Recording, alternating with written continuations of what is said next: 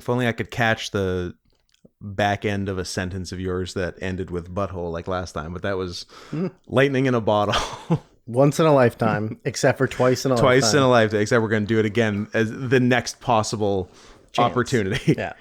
So we find ourselves in a tricky situation today, as I'm sure you all well know, because we have like a 5-hour 11 match Japanese wrestling pay-per-view to review, but also the tunnels. we have to talk about the tunnels for a long time. And we got the tunnels. We got the unveiling sort of the list. Yeah. Like there's too much happening in the world. And there may be something of a correlation between the tunnels and the list, at least in terms of the end result of both. Yes. So strap in. Not on. Don't strap on. Strap in. And okay, I am completely lost on YouTube monetization, because when last we recorded, we recorded the last two. Yeah. And the first one, I would say overall content wise was not bad. Nope. But I did in the first 30 seconds say happy tunnel user day year. Yeah. That video is not monetized. Okay. The second one we recorded. Right. Do you recall a lot of the content of that one? I believe there was a large portion of the episode I would describe as unspeakable. Yeah. The atrocities of a generation were fully committed. monetized. All right. There's no... They love dog dick, and they hate when you slander people who are of the Jewish faith. Yeah. But yeah, photorealistic dog penis all day. Real picture of a dog penis. Yeah. No problem. Say the J word in a derogatory manner. It was a happy. It was bookended by happy and year. Was it because it wasn't their New Year? It wasn't Rosh Hashanah.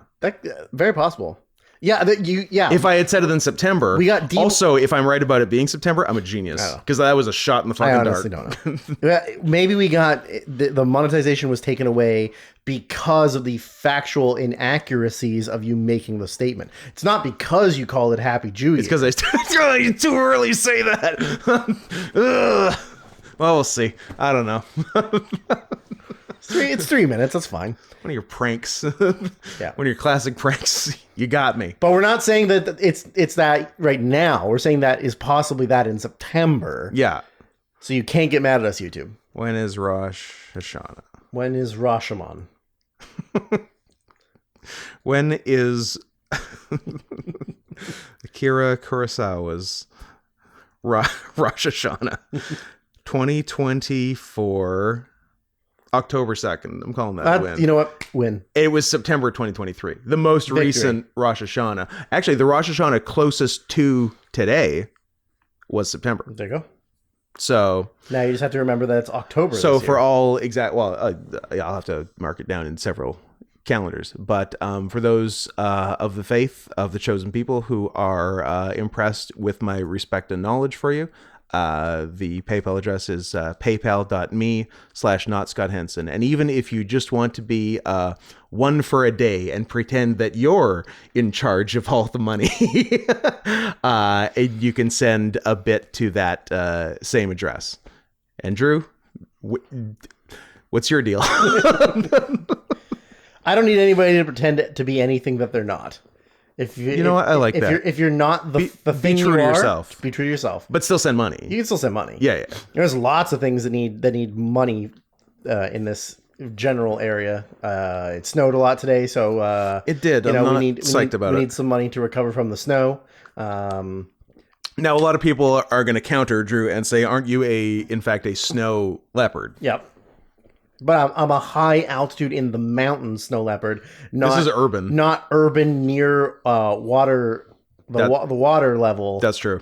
Snow. That's a different kind of snow. This snow hurts my paws. You're not built for it. It's too damp. That's true. I like the powdery stuff. like I just float around. You're like on. a dry pack. I'm a dry packer. Yeah. Yeah, I'm a dry fudge packer. They're from Green Bay. They're from Green Bay. Yeah. PayPal.me/Sarian Soft. Pause. So soft they can't handle the snow. So soft that in fact anything that's too cold and too damp.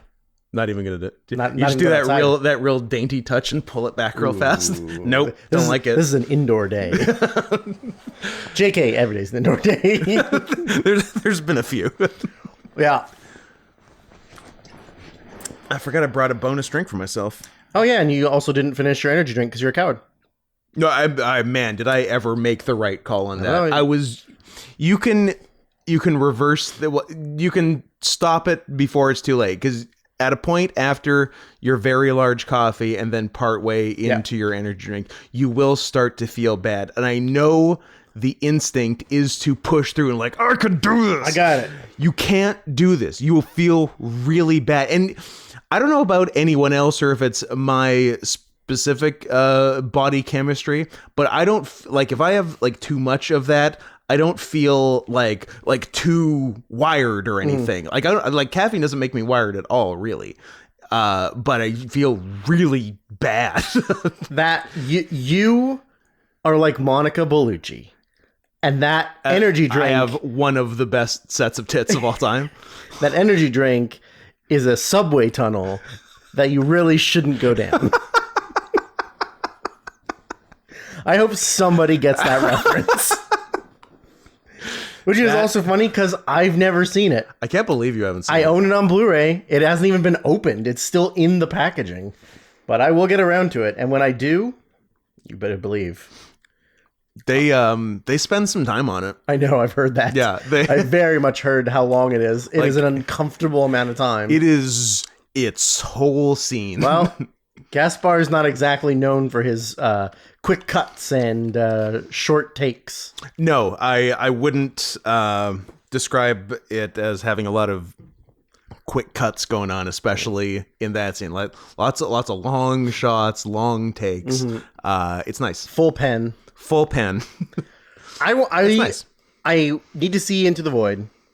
I need to see the movie that we're referencing, but I'm not going to tell you what it is. I want you to figure it out on your own. The audience. I do like giving them a bit of homework, or not even homework, just like something to solve. Yeah, a mystery. I'm quite the Riddler. You are. I'm a Paul Dano type. The best Riddler. But I really Oh, if you can pull this, Scott, you win $1 million. Frank Gorshin. Yeah, I think you nailed it. I'm gonna look. I think you nailed it. We're gonna have to do a look it up, Andrew, and if it's right, we're shutting it down, throwing a party. That's fine. I am fine with it. We end it right now. All right, keep it down.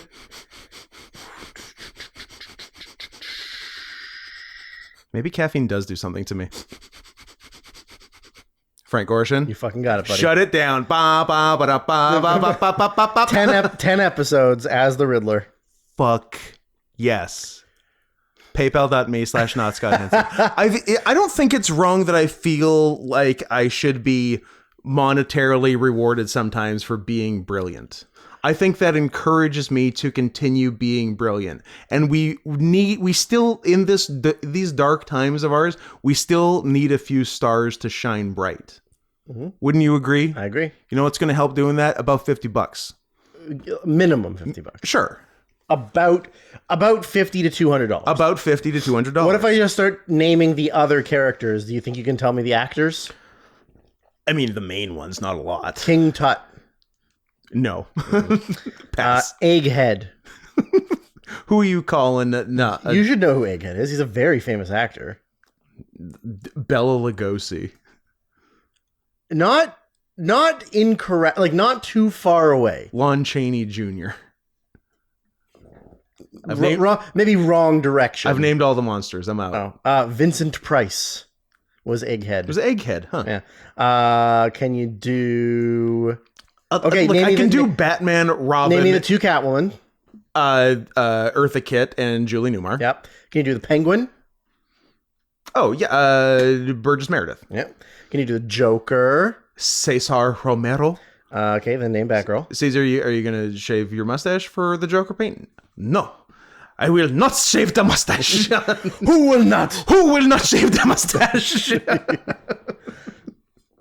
I don't know if I know Batgirl. Oh. Is it like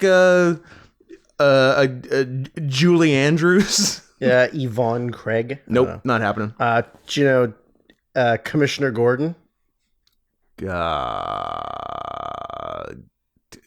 Cary Grant. Neil Hamilton. Nope. Alfred?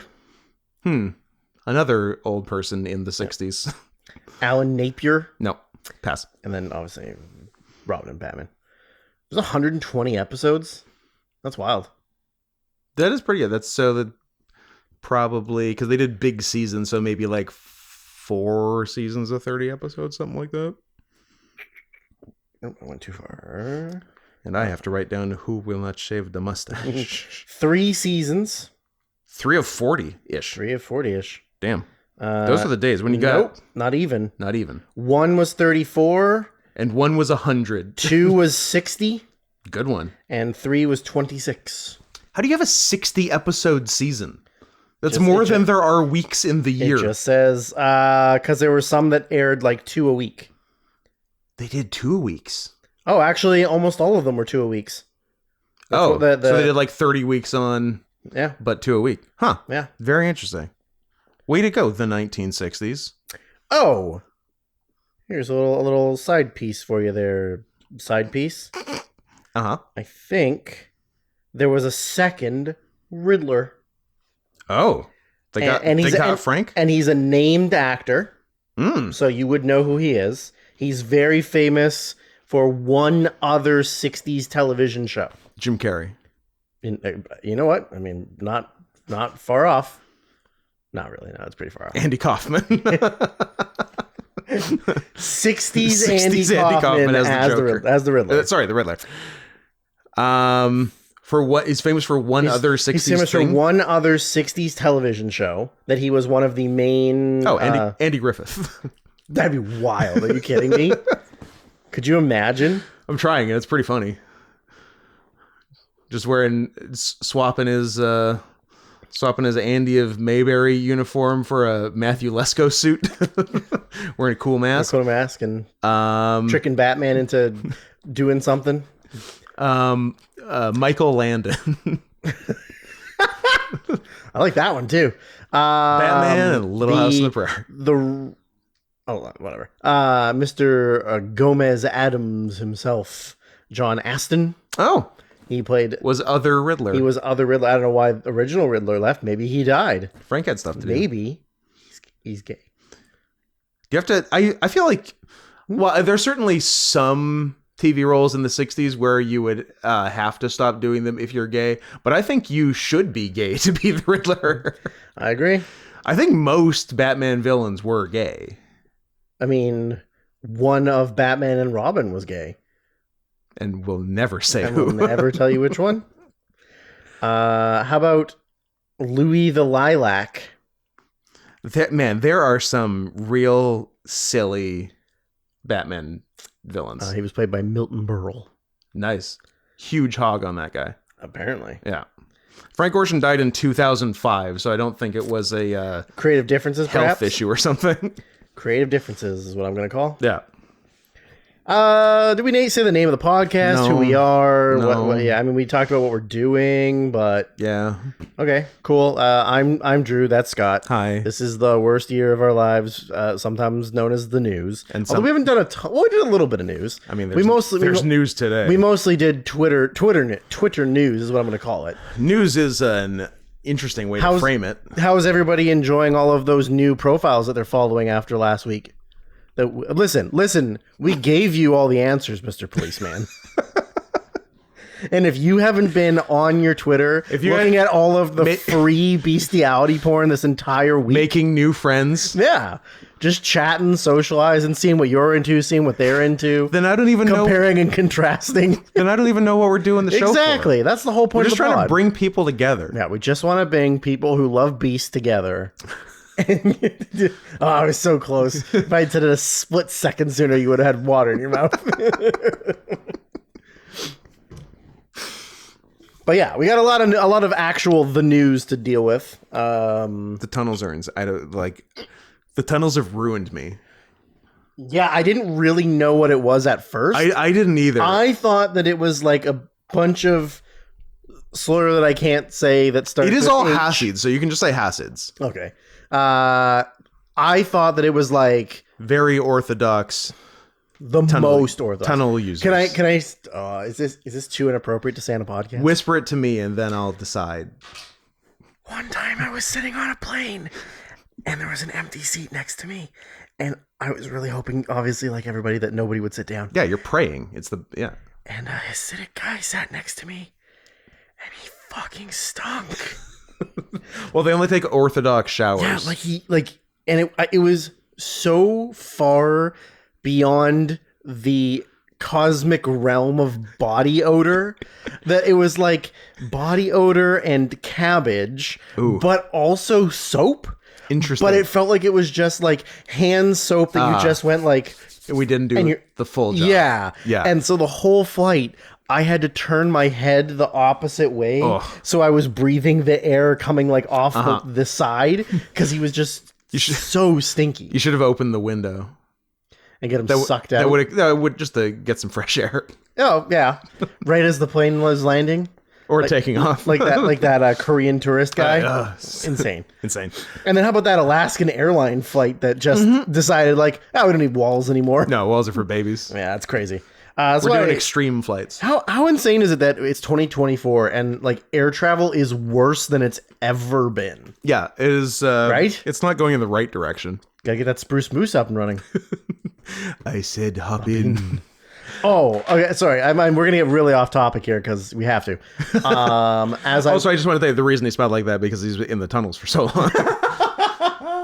You would too. We are gonna come back to the tunnels very quickly. For most of the listeners who know that I have a massive movie collection, am I looking at it right now? I recently finished my homemade shelving unit, and I have filled everything from the Z's or the Z's to as far as I can go with the D's because the rest of the D's are at my parents' house, and I've run out of space, so I have to build a new second cabinet shelving. But while I was doing these are good though. They're the right. Each shelf is the right size for DVDs. I spent a lot of time measuring. They're floor to ceiling. Yep. They look great. That's really a lot. Beautiful wood. Like the wood's very nice. What is that? Teak? Most beautiful. Everybody says the most beautiful. A lot of people are telling me. I'm telling you that's a beautiful wood. Nikki Haley is a shelf. Told it was gay. So while I was, it's so cute that I'm sorry. It's so cute that anyone besides him thinks they have a chance. Yeah, it's so embarrassing. Oh yeah. So throw your money away. As I was alphabetizing and reorganizing them, emphasis on the alpha. I had The Simpsons on in the back on TV, just kind of season 28, the best season. The best season. Yep. And there was an episode that I've obviously seen several times, but there was a joke in it that. I mean, I've maybe seen the episode since I've been in my in my 20s or whatever, but I guess I never really clued into what the joke was until now. All right. So it is the Space Coyote episode, which is one of my favorite episodes. Johnny Cash. And it's when Homer's panicking about finding his soulmate. Find your soulmate, Homer. And he opens the phone book and he phones that personal ad. Yeah. And then he goes "Oh, I also like romantic walks on the beach and blah blah." And then there's a pause and he goes, "No, I don't like that. No, I don't like that either. I'm going to hang up now." And I guess I never clued in what those things that he was being told on the phone were. In my head I was just just an innocent normal conversation. Yeah. And then realized he's calling a personal ad in the back of the phone book or the back of the newspaper. Yeah, it's a back page. And so I had to stop for a second and go that man just propositioned Homer Simpson for bareback anal sex.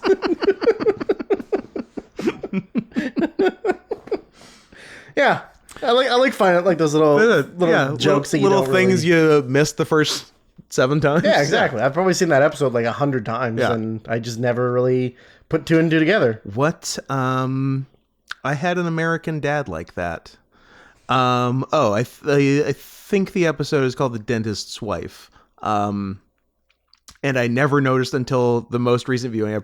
I seen it, I would say, at least 3 times before. Right. I never noticed until this one that not only is Roger, when he's in the latter part of the episode, in like formal wear as the dentist's wife, he's wearing the black and blue or white and gold dress, and it is black and blue when when it's dark, and white and gold when there's like a light on him. Wow. I'm like, damn, that was cool. That's really good. Yeah. I was like, oh shit. You keep on giving, American Dad. How are you so much better than Family Guy? It's crazy. Did you see that they did a Ted prequel show? I heard about it yesterday. I'm like, Who's this for? Who's this for? And Seth MacFarlane needs more television shows? Yeah. Is he ever happy? Do more The Orville. It's over. I know, but do more of that. I'd rather have that than another fucking Ted series. You love Ted. Ted's your favorite. Ted 1's pretty fucking great. You're going to watch it. Ted 2's got some okay stuff in it, I guess. You're going to watch the show. Number one, you love TV. No, there's no Mark Wahlberg. No Mark, I'm out. Mark's my guy. Some wiener kid. I like his stance on Asian immigrants. Stance on Asian immigrants, stance on burgers, being at 9/11, stance on burgers. Yeah. Stance on his brother being mentally retarded. Yep. Well, I don't I don't disagree with any of his stances per se. Although Donnie does play a full-blown MR in Dreamcatcher, so... Oh, I thought you were going to say in 12 seasons of Blue Bloods.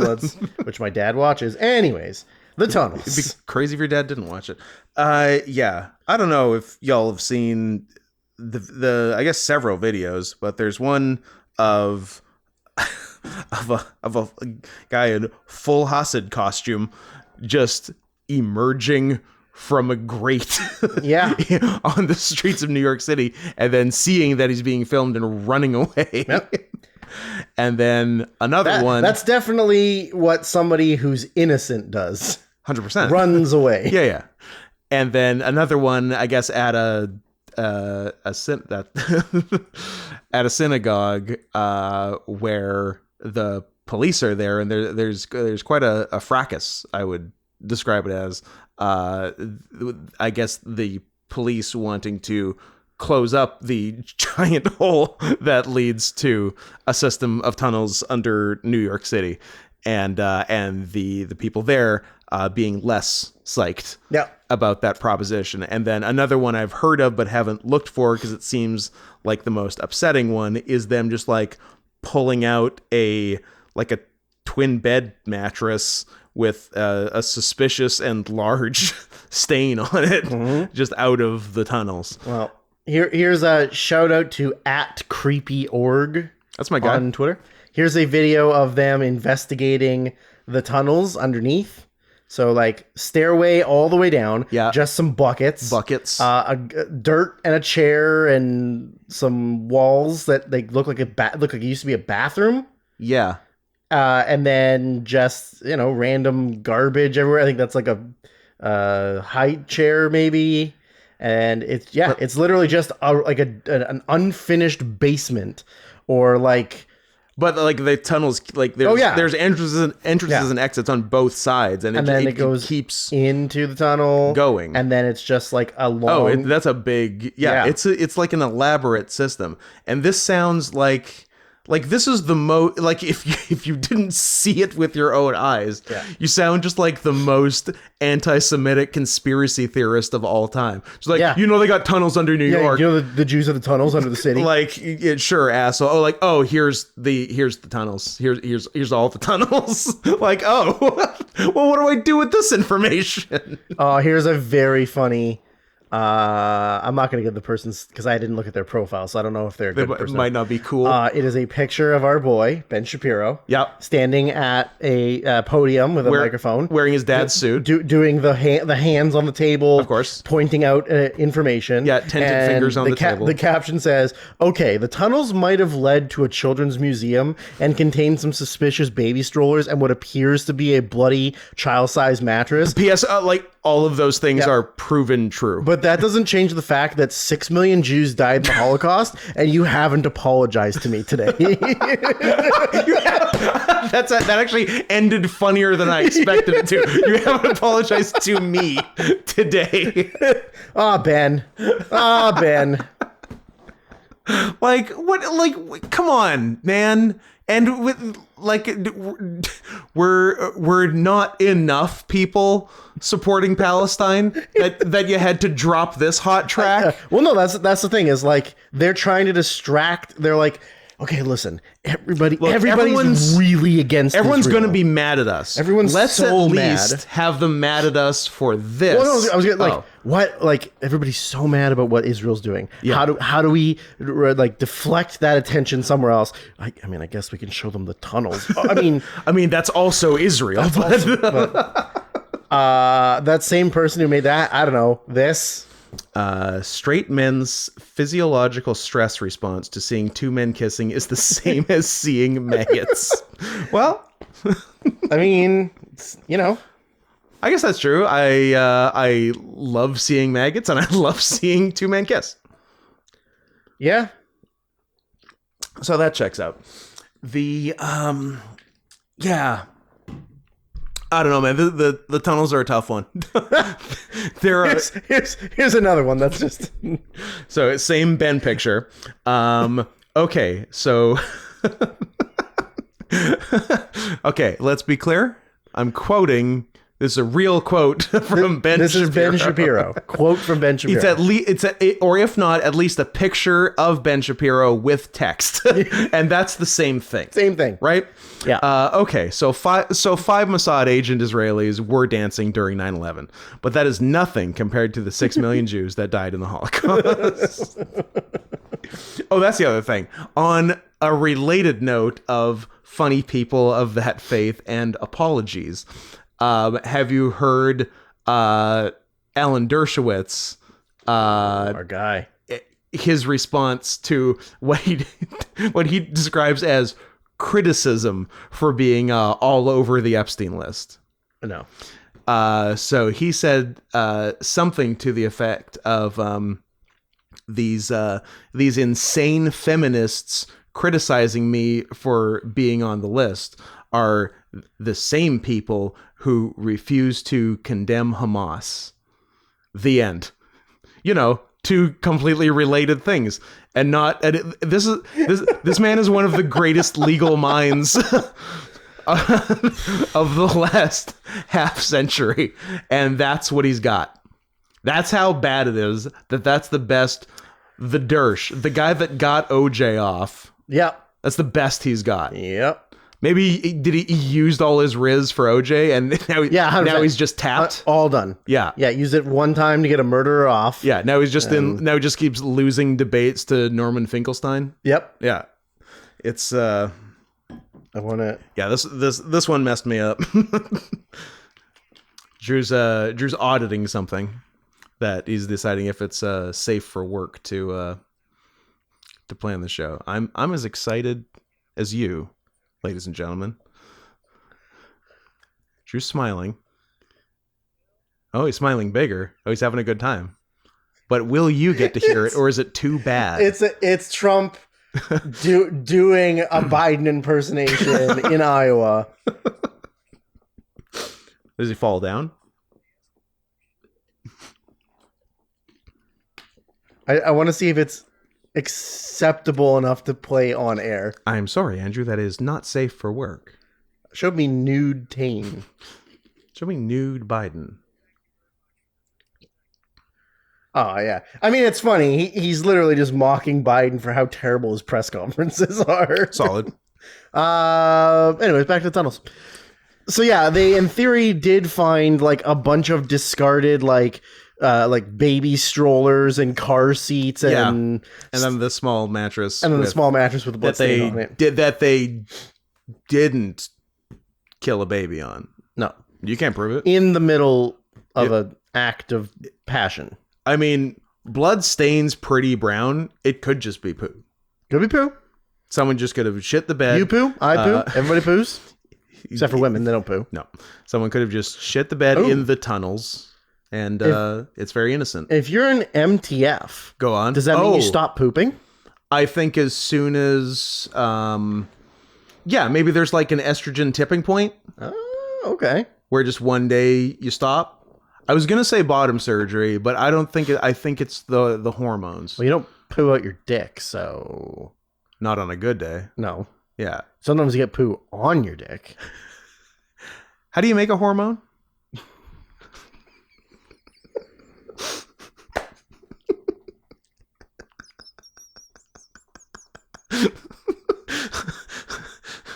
I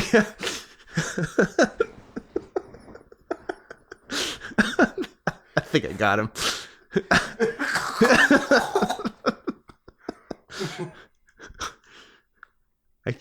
I can't remember.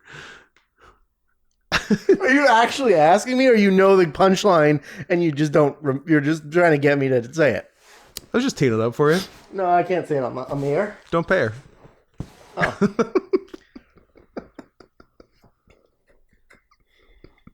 That was fun.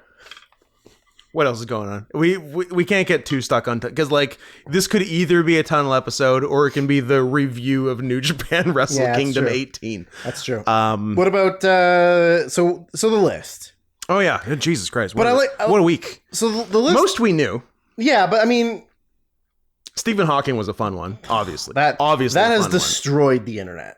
That has really done a number on the internet. Yeah, people are going to town. As they should. It's very fun. There's a lot of excellent work involving David Cross from Scary Movie 2, where he's in the wheelchair. There's been a lot of excellent work. I like that. Involving that. I like that. But so he was only interested in midgets? Apparently.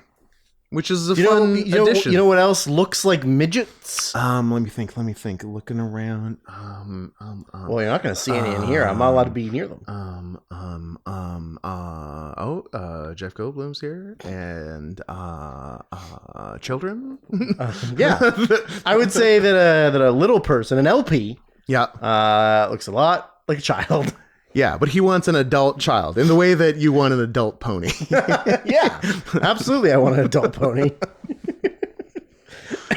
They're calling LPs the adult ponies of children. That was maybe one of the funniest things I ever did. That was a nice one. Yeah, that I actually managed to do that entire thing. Without the letter E. Wait, I could do this. I got adult pony. I was like, damn it, how do I say horse? I feel like I've given myself the hiccups now. I think you might have. From laughing too hard. Always good on a podcast. Well, I asked you too many science questions. So any other list stuff? I mean, like tons of Clinton all over it. Shocker. Trump on it. Yep. A lot of mental gymnastics going on both sides of the aisle for both guys, which is why it's much cooler to just be a black-pilled Sigma male nihilist like us, and we can just shut on both of them.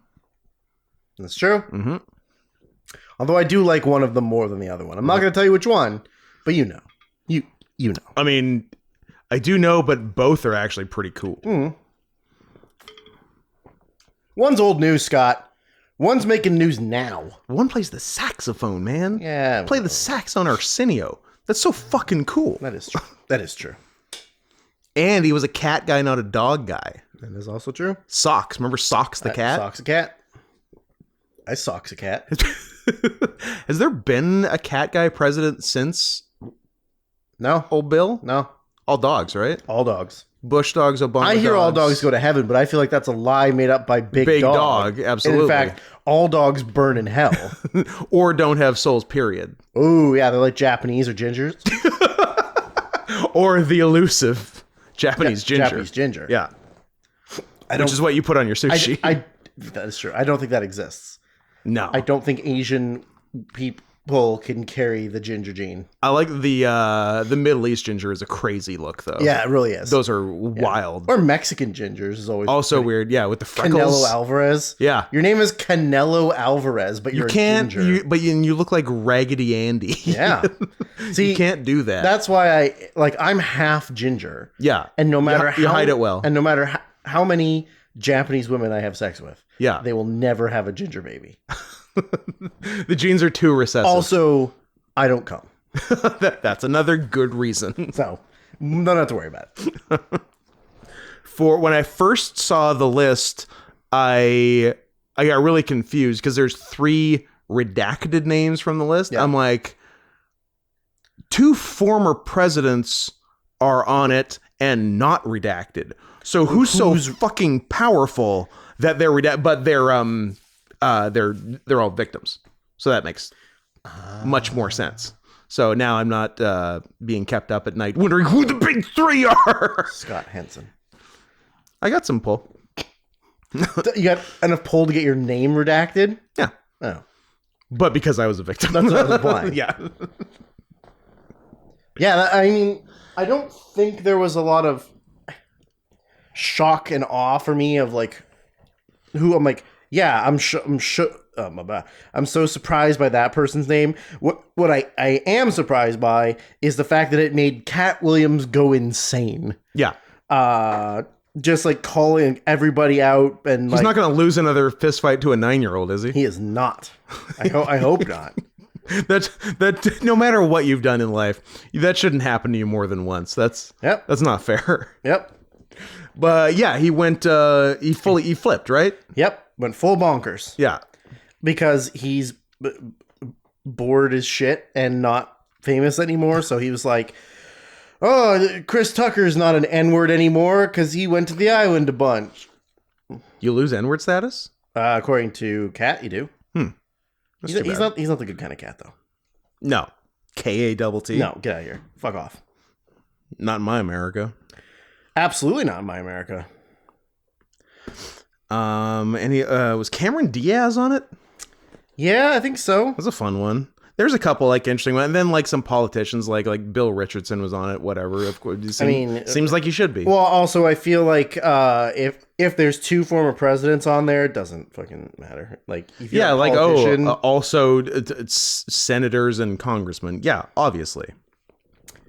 Is there an actual? Now, was Jimmy Kimmel actually on the list? No, he wasn't. Yeah, that's what I thought. So Aaron Rodgers has to apologize, which he definitely will. Yeah, of course.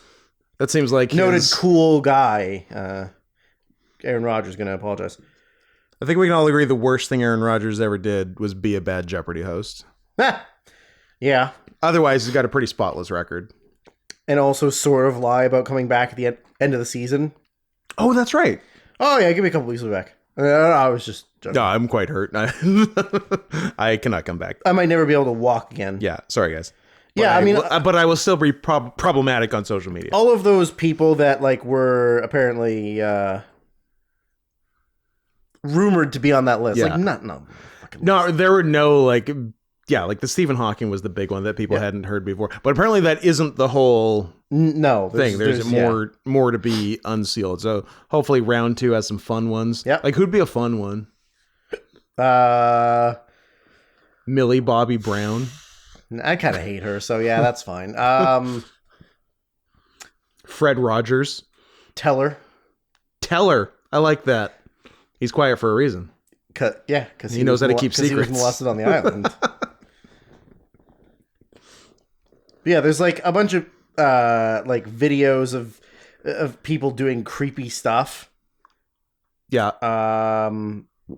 But yeah, like I don't know. I even though it's the leak list of stuff, I still don't really believe it. Well, they've actually done a really good job in training us to never really believe anything. Yeah, like there's just so much bullshit all the time that you like never really like. I'm not gonna freak out, and they're like, Tom Hanks is on the list, and I'm like, Tom Hanks is not on the fucking list. Yeah, get the fuck out of here. And then even if there's like concrete proof, is he really though? Yeah, exactly. Like, do you have any proof of him? Like anybody can get on the plane with a fake passport, or like another guy whose name is Tom Hanks. Like, put on the plane, get him over there. And anyone can make a list. Yeah. I made a list. Oh, you checked it twice? Yeah. That's why you got the role of Arthur Schindler? Because you're really good at making lists? Is that Oscar's brother? Oh, yeah. Yeah, he was the one behind the scenes, right? The lesser Schindler. He was the one behind the scenes writing the lists. Oh, good for him. Yeah. Oscar wasn't. He was just the one helping people get out. But it was based off his brother's lists. That's true.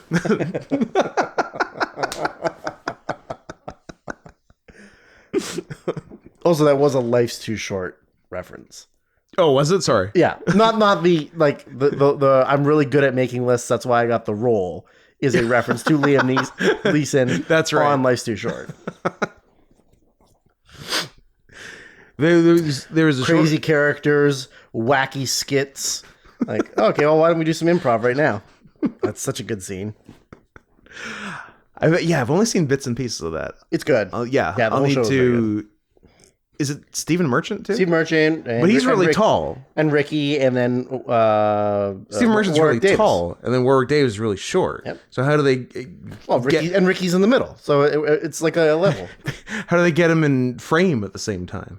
They're usually sitting. Special lenses. They're usually sitting. Well, yeah. Steven's sitting. Ricky's sitting, and Warwick's standing on the ground on the other side of the table. Oh, it's a forced perspective. So they're doing situation. Like that insane picture with the Bidens. Do you remember that? No. Where I wonder, is Biden forced perspective gonna do anything for me? Is Biden not my president gonna look where on Scott's phone?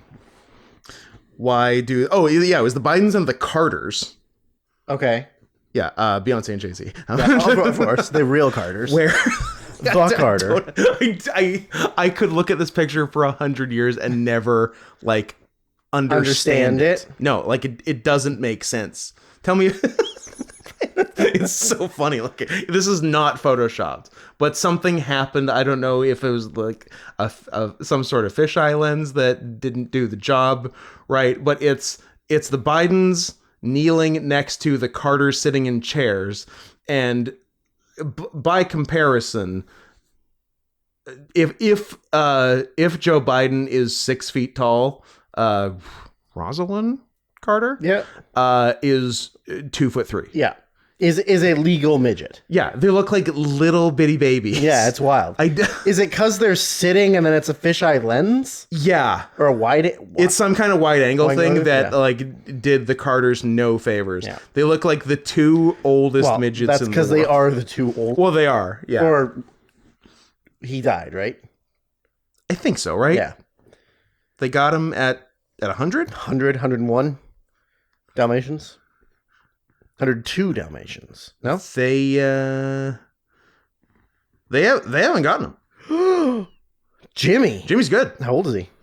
99, 100 October 1st. Ooh, it's got a while. So we're holding out. It's always crazy when somebody gets really old like that and you're like, oh, they'll be 100 this year. And they're like, yeah, well, they got to get through 9 months. Yeah, they got to not Betty White it. Like that 99 to 100 is literally like the lifespan of a goldfish. Like, yes. Did she die? Couldn't die. Someone must have died, right? Am I crazy? Do you want me to look up my Wikipedia list of recent deaths like I did last episode? Ooh, you are good at that. Rosalind Carter. She died November 19th. So that was the dead Carter. And not Sean. Or Beyonce. Yeah. Although, is her legal? Did she legally take the last name? I don't know. Whatever. Who gives a fuck? What are you looking at? Oh, I was looking up other dead people who died recently, because that's what we did last episode, because we needed to kill so much time. And we definitely need to kill a bunch of time this episode. JK, I don't think we do. JK, we really don't. We should probably just do the thing. Some guy, Edward J. Scissorhands. Epstein. Oh. Relation. Is he a tunnel aficionado? Is he an island aficionado? I don't think he's related. I think it's coincidence. But he was involved in the Edward Snowden stuff. He died. In a good way or a bad way? I don't know. He died at 88 from COVID. Like now? Today. Sorry, the 9th. What do you... How do you die from COVID? Yeah. What are you doing? It's not even real. What is going on? I don't know. Well, I guess good news is not a lot of people have died lately, which is nice. Except Rosalind Carter. Sad. That was October, man. Get over it. Well, we thank those of you who aren't wrestling fans, saw a wrestling thumbnail. You know what? Maybe I won't do a wrestling thumbnail. Trick them. And stuck around for this long. Earnest Wrestling Talk is coming up. If you want to dip out... Ernest? Yeah, Ernest Goes to Wrestling. Ernest Goes to Wrestling. If you want to dip out now, that's okay. No, it's not. Don't give them that. You know what? It's not okay. But just in case... Listen to the end and then give us money so that we don't do more wrestling podcasts. Just in case you're a bad person and do dip out now, which I've learned we do not recommend. You have been told. So just in case, paypal.me/NotScottHenson, paypal.me/SarianSoftPaws. Go to the YouTube if you're not there already. youtube.com/@NotScottHenson. At least subscribe and click the bell. If not, clicking join and giving us a bit of money that way. And I think that's all. But Twitter, Not Scott Henson, Sarian Softpaws. Letterboxd, Sarian Softpaws. I guess technically also Not Scott Henson, although I've been lax in my reviewing. And yeah, that's the important stuff. So thank you for not leaving now and sticking around for Ernest Goes to Wrestling. If I find out that you left, also Drew can find out. So help me Drew's God. really good at computers, and he can find out when you stopped watching a YouTube video. Each one of you. So fucking watch out. You're dead to me, and you're dead to him. So what was the fucking show we did? We did a show or watched. I don't know. WWE Great Balls of Fire 2018. Yeah, that sounds right. New Japan Pro Wrestling, also frequently known as NJPW. Wrestle Kingdom 18 in Tokyo Dome. January 4th, 2024. Oh, wow. I never realized that. NJPW stood for New Japan Pro Wrestling? No, that's what I thought it did. But actually, it's multicultural and comprises all the races on Earth. Beep. Beep, Packy, and White. That's all of them. That's every single one? Yeah. Yeah, you nailed it. January 4th, live from the Tokyo Dome, Tokyo, Japan. Attendance is apparently... What was the attendance? 27,422. So that's about half full, I think. Yeah, I mean, the floor, there's a large percentage of the floor that's empty. Yeah. But then obviously you wouldn't have regular seats on the floor. So I don't know the percentage. I wonder if that's better than last year. Have they moved up in the world? I don't know. Last year, 26,085. There you go. So up by a a bit. slight increase. Should I name everybody who did commentary on the show or not? If you're really feeling it, if you're on a roll. Now, don't look it on your phone, because I want us to both be surprised by star ratings as we go. Yes. What do you think the attendances were in 2022? The two? Yes. So it's early 2022, so technically COVID still exists. And they're doing two shows. I'll say 16 and 18? 12 and 6. 12 and 6? 6,300 people in the 55,000 seat Tokyo Dome. That's a fucking ghost town. I mean, it felt like a ghost town. It did. Those were bummer shows. Yeah, that sucked. 2021, I'm guessing, is not much better. 12 and 7. Wow. That sucks. Yeah, that's and pretty then terrible. I bet 2020 is real good. 40 and 30. Yeah, that sounds all right. Yeah. Yeah. Because New Japan was cooking. Yes. Until COVID. Big time. And now is very much not cooking. Thanks for nothing, Kenny Omega. True. But 27's all right. And again, it's more than last year, so That's all right. Birthday. So first match on the card is the pre-show New Japan King of Pro Wrestling title 2024 Right to Challenge / New Japan Ranbo match. Which I, for the first time, learned what Ranbo means. Yeah. They said like chaos or something. Yeah. Because So does that mean that the faction's called Ranbo? it's not, because they just call it chaos in English. Yeah. But yeah, because especially the first year they introduced it, there was a lot of confusion on the white people side. Yeah. If it was just some weird Pronunciation of Rumble. Yeah, Japanese Rumble. pigeon bastardization of Rumble. Yeah. Because and also people weren't sure if it was RANBO or RAMBO. MBO. Because like Rambo kind of sounds like Rumble if with the right accent. And also a series of movies starring And also a series of movies starring Oscar winner Sylvester One Stallone. was filmed in Hope, British Columbia. Not that far from here. Wow. They should change the name of that town though. They should build a statue or something. I think they did. Really? I think there's something. A wood carved statue. So there's two Sylvester Stallone statues in North America. Philadelphia and Hope, British Columbia. The big two. I'm not going to read off all the names because it doesn't fucking matter. The interesting names were Fujita Junior Hayato, who is fighting not only 19 other people, but also brain cancer. Yep. So good for you. So this was like a nice little here's a nice big match of the Dome Show. Go have surgery. Yeah, come be on the Dome and then get the bad cells taken out of your brain and neck. And then he is the current GLEAT.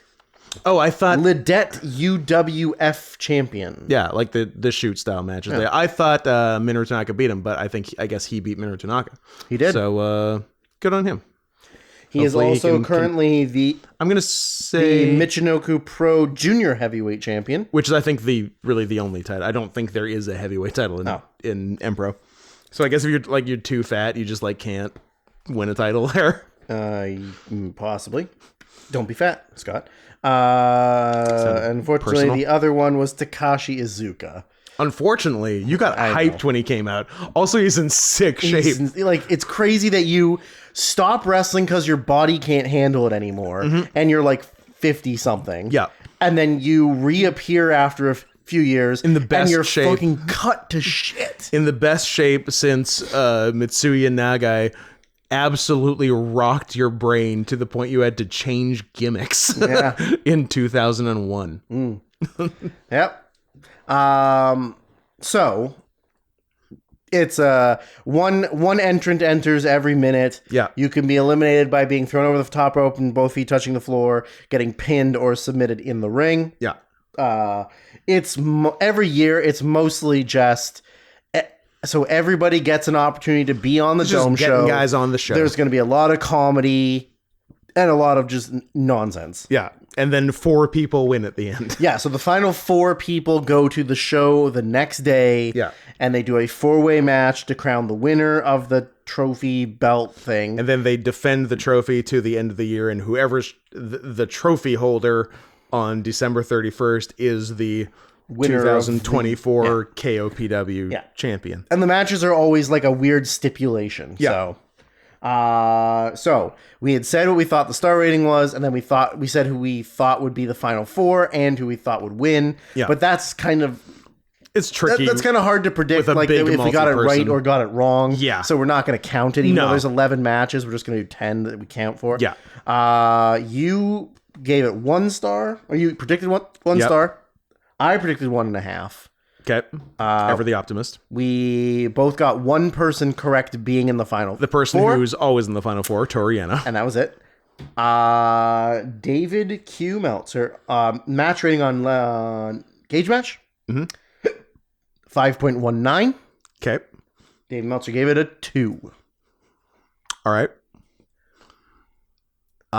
It's probably better than 1. I don't know if it's as good as 2. It's hard because if you just rate it on Iizuka doing funny shit, then fine. it's fine. Kick, bite, kick, bite. Beat up announcer or try to beat up announcer. Iron fingers in my pussy. They did a great job of making one of the best junior wrestlers they have look like a total fucking geek the entire time he was out there. Poor Yo. Poor Yo. It's almost like that was New Japan's response to to Enma's comment on the preview episode, I believe, where she said, "Yo is hotter than show," and New Japan said, "Oh yeah, really? We're gonna make him the biggest geek in this whole match. In a match that had a fat as shit, not taking his shirt off, Chase Owens. He may be hotter. Who made it to the final 5. But he's going to wrestle in a tracksuit with no shoes and socks. Yes. He's going to get nut crotched on the top rope and stay there for 5 to 10 minutes. Yeah, he did stick around there. And then not really do anything and be in the final 4. Yeah. Yeah. That's right. That was it.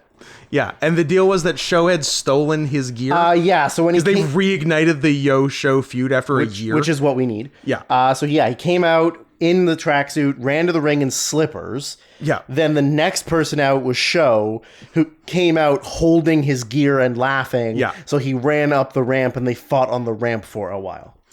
Speaking of coming out holding things, I'm fast forwarding to the main event. What was in Naito's shopping bag that he brought to the ring? Oh, yeah. Nothing? A present for his mom for later. Maybe. He bought it at the merch table, Could be. but it was like right before his match, so he didn't have time to run back to the locker room. It was a signed photo of David Von Erich. Yeah, I mean, it's better than a 1.5, maybe, but Two's, I guess. two's high, but 1 3/4. Done. I will also do one No of copying. those. Nope. I typed it Nope. first, so... Oh, you typed it for yourself first, so it's like Yeah, I copied you? Of course. Except for I typed it for you first. I'm going to be a nice guy. All right, so the first actual match on the show... The real show. ...is the IWGP Junior Heavyweight Tag Team titles. The champions, which were the Bullet Club War Dogs of Clark Connors and Drilla Moloney, defending against Catch 2 out of 2. More like Drilla Bologna, am I right? Yeah, he was full of baloney. Got And he it. looks Italian. He was both Italian and full of bologna. Catch 2 out of 2, which was Asswang TJP, as it's written he's here. a monster man now. He's a monster man. And Francesco Acura, Yeah. because they kept calling him Acura, even though his name is Akira. When y'all see the letters Akira, do you not think and hear Akira and not Acura? Acura. Didn't like it. I don't know where the U is from, but... Yeah, it's just their favorite luxury car model. apparently. So, yeah. It was, I'm a fancy Honda. It was Catch 2 out of 2 won. Yeah, TJ was a vampire and a werewolf. He was a vampire werewolf from the Philippines called an asswang. Yeah. Which sometimes I put my You have a little ass wang action? Yeah. Yep. You predicted a 3 1/4. Okay. I predicted a 3. Mm-hmm. Cage Match has it a 6.12. All right. And That's David Q. Meltzer gave it 3 1/2. That's close. It wasn't bad. I feel like it never got into high gear. It was short. Yeah. It was short, and they rushed. They've definitely lifted the moratorium on foreigners swearing. Yeah. Because I think every English speaker on the entire show said fuck. They dropped some fucks for sure. Which, well, the goddamn Islanders ruined it for a long time by going fuck. I would describe it as fuck crazy. Going fuck crazy? Yeah. To the point Fuck where wild? they're going fuck wild. To the point where management had to say, stop it. Yeah. You're acting like dildos. Listen. Stop it. These Japanese people might not understand you, but I understand you. Yeah. And I've had enough of it. Yeah. That was, what's his face? White guy who was no fun. You're going to have to narrow it down. No, the guy who was the president that was the white guy that was no fun. Harold May. Yeah. Yeah. He was the reason why they had to stop doing it. He was the one that was what it was. this is a family entertainment environment. Like, no, it's not. Yeah, shut up. You're Dutch. Your country starts with a the. I don't trust any the countries. Or even countries that people wrongly put the in front of, like Ukraine. The Holland? Yeah, the Holland. Okay. Yeah, the Ukraine is Yeah, the Ukraine. What happened to, we're not doing the Sudan anymore. That used to be a thing. Isn't there 2 Sudans now? Yeah, there's Sudan and South Sudan. Yeah, but so they've not doing- always but even when there was one Sudan, it was Sudan and not the Sudan. Well, I don't know. Now there's 2. You can't It call wasn't it the Nigeria or the Niger. Be careful, buddy. You're being a real Niger lover right now. That's gonna get me in trouble. I don't care. Fuck whatever. you. They went 9. I would actually... I like. Sorry, 9.5. That still seems shorter than I thought. Yeah, me too. Yeah. But I knew they didn't go long, but I would have guessed like 13 or something. Yeah. 9's pretty short. Yeah. So it's hard to get really cooking in 9. Yeah. Yeah, I mean, it was fine. I mean, the junior tag matches usually, or used to be, one of the best matches on the show. Yeah. You always start out with it, and it's usually like pretty high paced, and they're like big spots, and like it's they had like a nice run of like, because they did a lot of 4-ways. Yeah. It was like, like Red Dragon, Bucks, Time Splitters, Red Dragon, Forever Hooligan, Roppongi. Yeah. It's wild to think that Trent Barreto was a junior for a while because he's very fucking tall. Yeah, he's a large boy. He's lanky. Yeah. The TJ and Acura both move really, really well. Yeah. It's wild that TJ's been doing it this long, and it's like he's never lost a step. TJ's a 23-year veteran. He's the same at 38 as he was at 20. Yeah, at 12. 12, yeah. Yeah. Akira's really good. He is really good. And like he's super crisp, super fast. I think he's got a lot of potential. He's very good. Yeah. And didn't he have like a real sneaky good match at maybe the Super Juniors this year? Like he had like one of the best matches, which was a disappointing tournament. Yeah. Yeah, he had a really good one with I'll tell you. Desperado? That might be exactly who it was. Let's see, Francesco, what you got for me on your match guide? What's good in the hood? There was a Desperado Akira 4 3/4, 8.86 in the middle of the tournament Super Juniors. Nope, sounds about right. It's almost as if Desperado was the best. And they had like early in February there was a very good, probably better than expected, TJP and Akira against Dookie and Kanemaru. I think junior tag title match. Yeah. That was 4.5. Yeah. So good for you. Yeah, he's very small. He's very short and very thin. Yeah. He's a gingery, half Italian, half something. Yeah, we're like the Akira can't be part of his real name, right? I don't know. What's his? Maybe he is part Japanese, but you can't have a ginger Japanese, so I don't know. I think he's turning Japanese. I really think so. Does he got dirty knees? And does he want you to look at these? That's his gimmick name. It does not list a real name on Cage Match. Does it? Does he have a Wikipedia? Now I'm fascinated by this young boy. Take him to the island. Francesco Benini. No, the Akira is decidedly made up. That is very Italian. And he is just straight up Italian. Okay. Yeah, that's fine. You can be Italian. He can be Italian. Just don't think you're white. He's from Bergamo. Oh, Italian. What are we giving it? Is your question? Yeah, like they never really got the chance to get going. Yeah. And then also everything they did was fine. TJP was wearing a very silly mask the whole time, and then he was doing some biting and stuff. He was getting a little bitey. Wasn't there? There was a couple like moving too fast, didn't quite get things moving, and War Dog's spots are all dumb. Not a fan of the full clip. Not particularly, no. But guns are cool. Guns are not cool, Scott. Oh. Guns are for F slurs that I'm not allowed to say out loud. Guns are for Elon Musk's. I agree. I'm going to stick with my 3. I think on DP on Monday, I think I told someone to go fuck their gun. Just get the American gun fetishism. Yeah, it's weird. It's just gross. I don't care for it. Yeah. I'm going to stick with my 3. I don't think there was enough going on, and it never really got going. Yeah. And then it kind of... What was its Cage Match? 6 something? Low 6s? 6.12. It was in fact low 6s. And Dave gave it 3.5. Yeah, I don't think it's 3.5. 3.5 is like a pretty good match. Yeah. And the finish was kind of just meh, right? Yeah, it was one of the matches it wasn't that a super real, hot finish. Meh. Yeah, 3.5 is pretty good. 4 is great. 4.5 is excellent. Incredible, man. And 5 is match of the year. Or contender. 6. Or 6. Or 6 plus. Or 7. Yeah, I think 3 even Copy sounds fine. Don't copy me, and you won't have this problem. Next up, the New Japan World Television Title match. Hiroshi Tanahashi, President Ace, defeating the champion. I'm not only the ace, I'm also the president.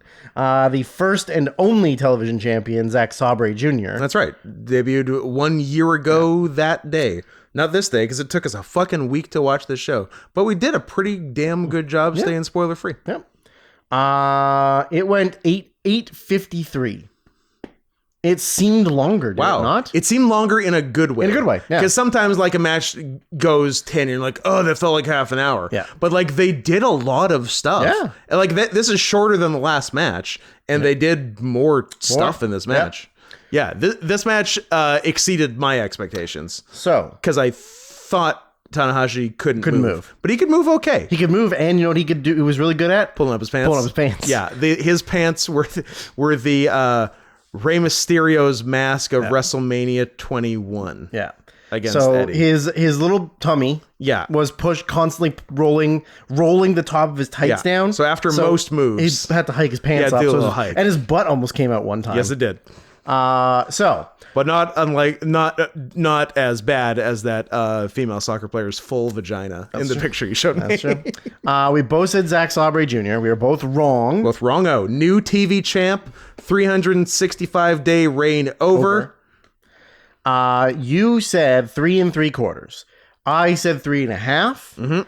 Mm-hmm. You made the note as we recorded. I gave my personal guarantee lock of the week that David Meltzer would, no matter what happened, it could have been bad, disaster. I was actually expecting bad. I was expecting like wildly underachieving. Dave Meltzer is giving this match exactly, no more, no less than 4 stars even.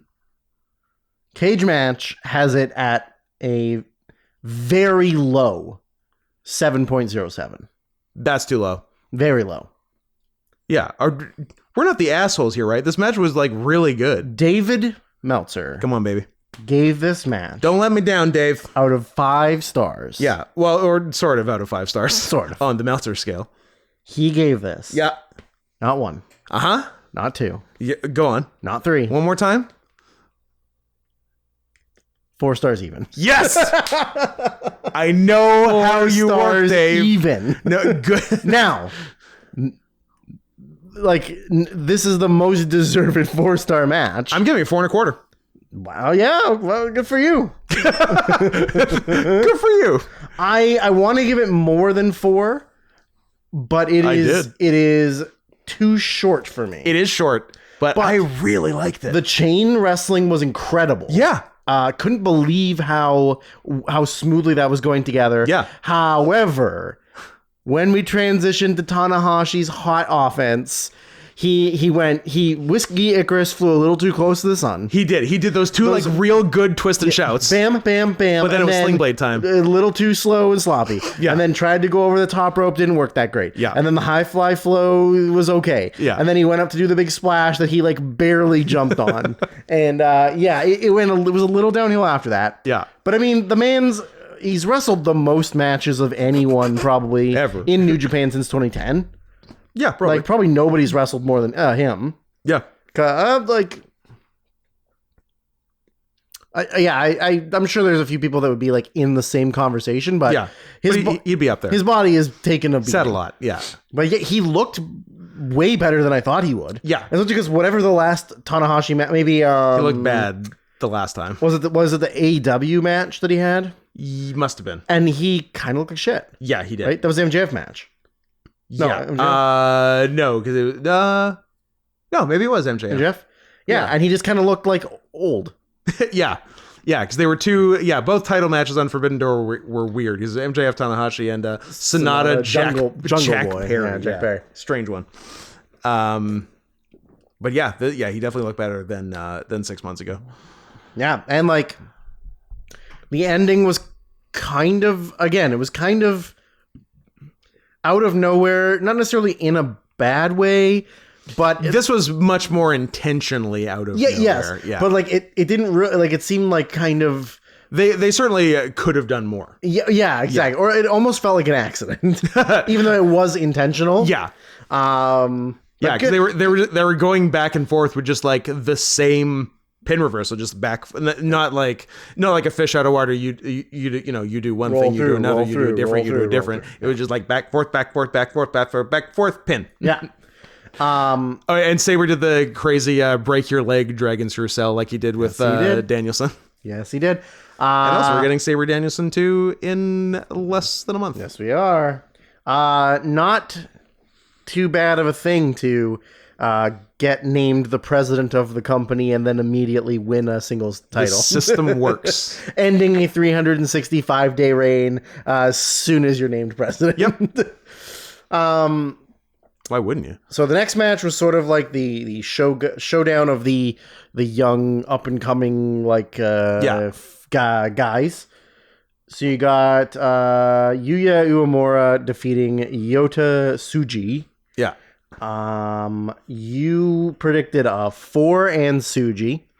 I predicted a 3 and Man, I really nailed it. 3/4 with Uemura. Yeah. Because we had the conversation, we debated that do you let Tsuji win and like kind of let him skyrocket a little bit more, Or do you bring Yuya? or do you Yuya up to his level, Yeah. which is what I thought would happen. And you're correct. Um, And my other lock of the week was on every single match that we differ on. Yeah.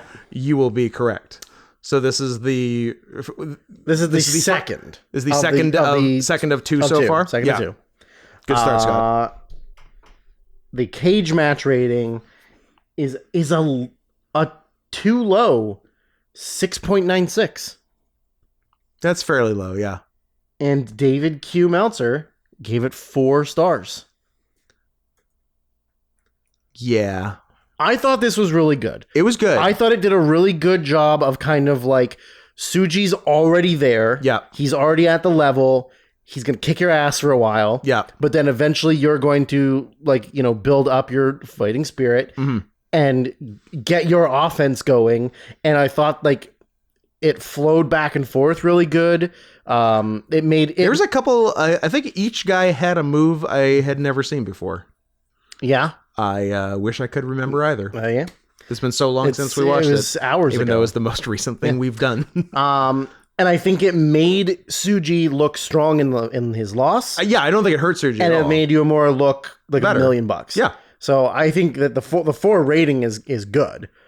Yeah, I mean I'm gonna just give it a 4 because the 4? Because I think there's other matches on the card that are better than it. Yeah. But at this point, for me, it was tied for the best match with the TV title. Yeah. But I don't want to I don't want to be like, oh, this is 4.5, and then there's other matches down the card where I go, well, if that was 4.5, then that has to be 5. This is 5. This exactly. is 5.5. So, yeah, I think probably 6 3/4 for this one. And they went 11. Yeah, it felt like about a little over 10. But man, does Tsuji ever have the Riz? Suji's got the Riz. He's got the Riz, and like a weird body, but he's tall. He looked chunkier than usual. Yeah, yeah. But I don't know, bloating. Yeah, steroids. I don't know. All the good stuff. What are you thinking? You're giving it? I'm giving it less than 4, but not a lot. I'm between 3.5 and 3 3/4. Okay. But if you give it 3 3/4, then we swapped predictions to actuals. Done. And a deal was struck. So next up was House of Torture's Evil and Ren Narita defeating Pro Wrestling Noah's Kaito Kiyomiya and New Japan's Shota Umino. Fuck you. You said Kiyomiya and Umino because you're a fool. Yeah. I said House of Torture because they hate Kiyomiya. They're just mean. They just bring him into their promotion and are mean to him. You said 2 3/4. I said 2 1/4. The cage match is currently sitting at a 4.33. Tight. And Meltzer gave it 2 3/4. So you predicted the same as Meltzer. I predicted Dave. I think I will, however, award it less than Dave. Here's anyone who doesn't watch this wrestling. House of Torture is legitimately one of the worst things in wrestling. Yes. Across the board. Yes. They are a bad guy group who are like the cool evil guys. Yeah. Who just all they do is just cheat and run interference, use weapons, but it's not in a entertaining or clever way. Drags the match down. Yeah, it's like Umino and Kiyomiya are two of the best young wrestlers in Japan. Yeah. And they got dragged into a hold the ref so he can't see what's happening. Everybody, all the bad guys run in and do like splashes and then hit them with stuff. And then like it sucks. It's total bullshit. It's not entertaining for anyone. I don't understand how anybody who likes it? Well, a couple of the guys, like I said, Kanemaru's old, so he probably doesn't give a shit. Doesn't care. He's getting paid, right? But like Evil at one point was very good. a very good up and coming guy. Yeah. Ren Narita is one of the best young guys in the company. And Sho was one of the best juniors in the world. Yeah. And they've all just been dragged down into this bullshit garbage wrestling. None has had one good match since any of them turned heel. Yeah. It is impossible to have a good match with this albatross around them. Yeah. And it's not even like, it's not like they're actively trying to have a good match. No. And then there's just bullshit involved. Yeah. The whole point of the group and the matches is to do bullshit. Yeah. Is to have a wrench that you hide and you hit people with. Or they had some kind of like wooden piece that had metal on it that just looked like the armrest of a chair or something. They fucking blasted them with. And they fucking blasted them with. That was the finish, right? Yes. Yeah. Scott, I'm fully prepared to give this a dud. There was nothing I like that for you at all redeeming about this match. I'm trying to remember anything that happened in this match. Moves that Kiyomiya or Umino got to I think do. Kiyomiya hit a really good drop kick, and I think Narita and Umino had an Umino exchange. did the one sick slingshot to the floor DDT. Okay. To the guy on the apron. I rescind my dud. Because he did a really cool thing. I will give it one half of a star. That was enough to bring it up out of a dud. Yeah. It was worthless. And I hate House of Torture. And I hate that I predicted them to win, but I'm glad because you predicted the opposite. So now you have lost 3 of 3. 3 of 3 where we differed. Yeah. 1.5 seems reasonable.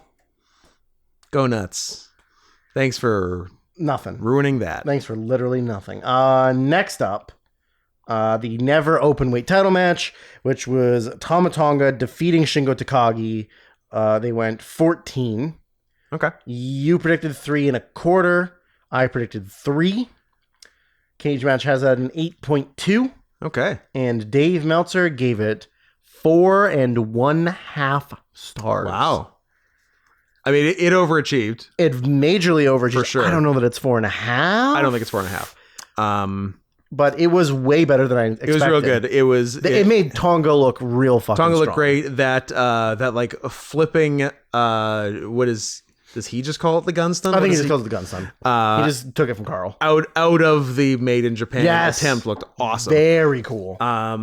Yeah, I guess I underestimated it too much because at the end of the day, it is a Shingo singles match at the Dome, and he tends to not waste those. No.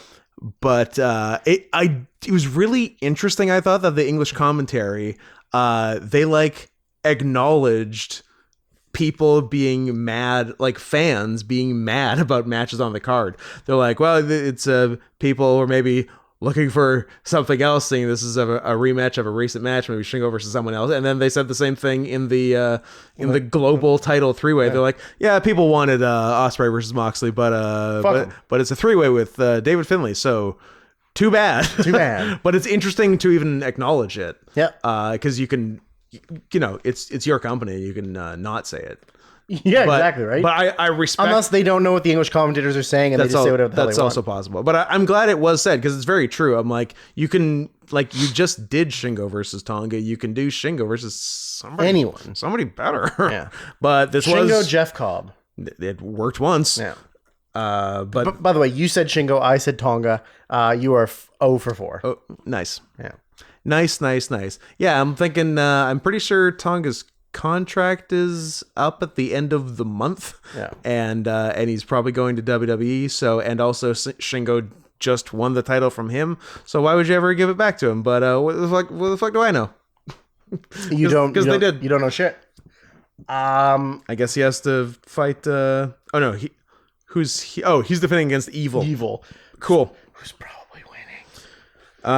If his contract is up, he's definitely winning. Yeah. So sweet. Yep. I'm hyped. I'm gonna give it 3 3/4 because it overachieved for me, and I predicted 3, and that's enough of an overachievement for me. I think it's 4. I think it's 4. I think it's 4 even. Right. I don't think it's 4.5. It's not 4.5. 4.5's high. Yeah. But it was very good. Yeah, and I guess like we don't, I don't associate Tama Tonga with having good matches. No, nor should you. So you see, you're like, oh, Shingo's one of my favorite wrestlers in the world. Who's he wrestling? Oh, fuck. Well, we'll see what he can drag this guy So to. as they said on the broadcast, the never open weight heavyweight title is the most consistently swapped title in the company, which is a weird thing to say. Yeah. And right before the title match. The least stable title in the company. And the lineage literally goes Tama Tonga, somebody, Tama Tonga, somebody, Tama Tonga, somebody, Tama Tonga. Yeah. Since last year's Dome, it's been Carl Anderson, Tonga, David Finlay, Tonga, Shingo, Tonga. Yeah. So cool. Next up is the IWGP Tag Team titles and the New Japan Strong Openweight Tag titles.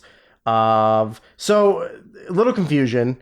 We were led to believe that this was a unification of the titles. Yes. So that the winning team would just have the one titles. Not the case. I think what we kind of learned was that it was unification if Bishamon had won the Strong titles.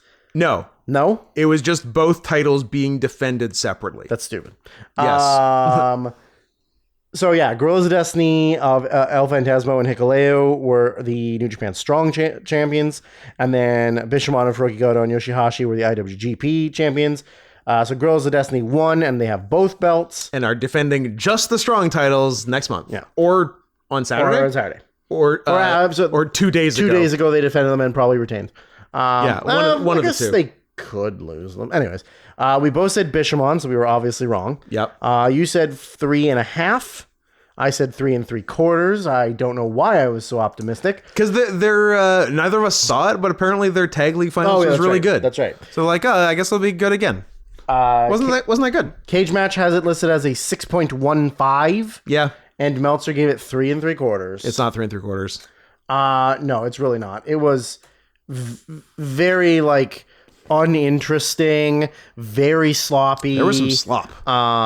Just no chemistry. Yeah. El Phantasmo, who's usually a pretty annoyingly entertaining wrestler, was very tame and didn't really do any big high spots. No, nothing wild. No rope walking. Yeah, no rope walk into a moonsault to the floor. Yeah. He didn't do any of his regular stuff. No. I don't know. I mean, as much as I will always love Goto, he's kind of lost a little bit of a step, just a little bit. Mm-hmm. And Hikuleo is just weirdly awkward and kind of he's athletic, his but speed he's not and athleticism are okay, but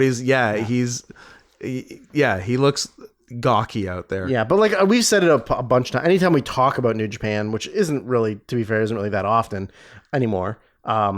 The tag division and the mid-card division are just trash. They're bad. They just don't have anybody. Yeah.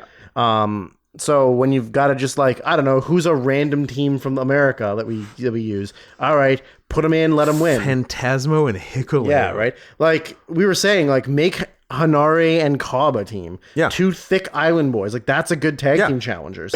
Or I don't know, bring in AEW teams, although I don't think they really want to do that. Apparently not, because it seems like I think they could a lot more than they do. Yeah. Well, I mean, they seem to have a really good working relationship. Yeah. So, and I feel like a lot of AEW guys would be more than happy to go do the Tokyo Dome show. Yeah, that's right. So, I don't know. It was really just really underwhelming. Yeah. It was a really a real throwaway. Pretty funny frog splash finish from Hikuleo. I mean, it's interesting that a 6'9" guy is doing a frog splash, but it looked like a 6'9" guy doing a frog splash. Yeah, it was real low impact. Yeah. I'm gonna give it a straight 3. Yeah, I don't think it's better than 3. What did I give the opener? 3. The junior tag? Yeah. You give it 3. I don't think this is... I think it's worse than the junior tag. I think it's 2 3/4 if I gave that one 3. If I'm staying consistent. Scott, why do you hate Hiroki Goto? I don't. Well, I like him a lot. You're giving him a really shitty rating here. I feel sad for him a lot of the time. Me too. Me too. Although, I mean, they've had some good stuff. They have. It just, the division sucks. Yeah. They just have no teams. Next is the IWGP Junior Heavyweight title match of El Desperado defeating Hiromu Takahashi. 14 minutes. Okay. We both said Desperado. Mm-hmm. It had to be. You said 4.5. I said 4 1/4. Cage Match has it at a 7.54. Okay. Meltzer gave it a 4. Yeah. A lot of 4s there, Dave. A lot of 4s, and Dave. by a lot, I mean there's 3. Yeah. And then 1 3.5. I wanted it to be better. I wanted it to be better, and the finish was kind of anticlimactic. Yeah. It was a real just like here's my move, pin. Yeah, and like the crowd wasn't that hot for it, and I don't think it's not like the tag match before it killed the crowd. Nope. Yeah, and then the crowd got hotter. The crowd was hot for the next match. They're on fire for. So is the Ospreay match next? Yeah. Yeah, super hot for Ospreay. So it's not like they couldn't have gotten hot. And Hiromu was really popular, so I was kind of surprised. Yep. I like it. Like it started hot. Desperado jumped him on the outside, beat him up a bunch. Like there was some good pieces in there For sure. Then like it was entertaining enough, but even though this is the opposite of what we said before. It was 14. It felt like it was like 21. Yeah. And a lot of that 21 feeling was just like dragged out, like do a move, both lay there for a minute. Yeah. Then do 1 or 2 moves, both lay there for a minute. Yeah, it was a lot of that. Yeah, it just didn't have the fast pace of like a regular Hiromu match. Yeah, we said like it was very much worked like a heavyweight match. Yeah, which kind of took it for away two from like very flashy juniors. Yeah. So that was weird. It's not even for me. It's not a 4 1/4. No, I don't know if it's. I think I would struggle to make it a 4. I right? think it's 3 3/4. That's what feels right for me. Thanks for stealing my rating, but in my heart. I already typed that for me, so I'm the cop. So you're copying me. You are the ones who are the ball lickers. Yeah. I just wanted more. I really wanted more. I just wanted it to be more that, like this speed, fast pace. Could have and maybe should have been the second best match on the show. Yep. Very much could have been. Wasn't. Was not. Was like middle of the road. Yeah. Yeah. Next up is the first ever IWGP Global Heavyweight title. Not to be confused with the World Heavyweight title. So those mean different things. So this is the removal of the IWGP US / UK / whatever title. Yeah.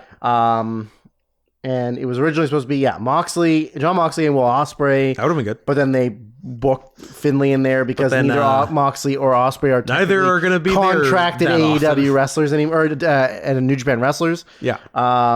So yeah, David Finlay wins the vacant title.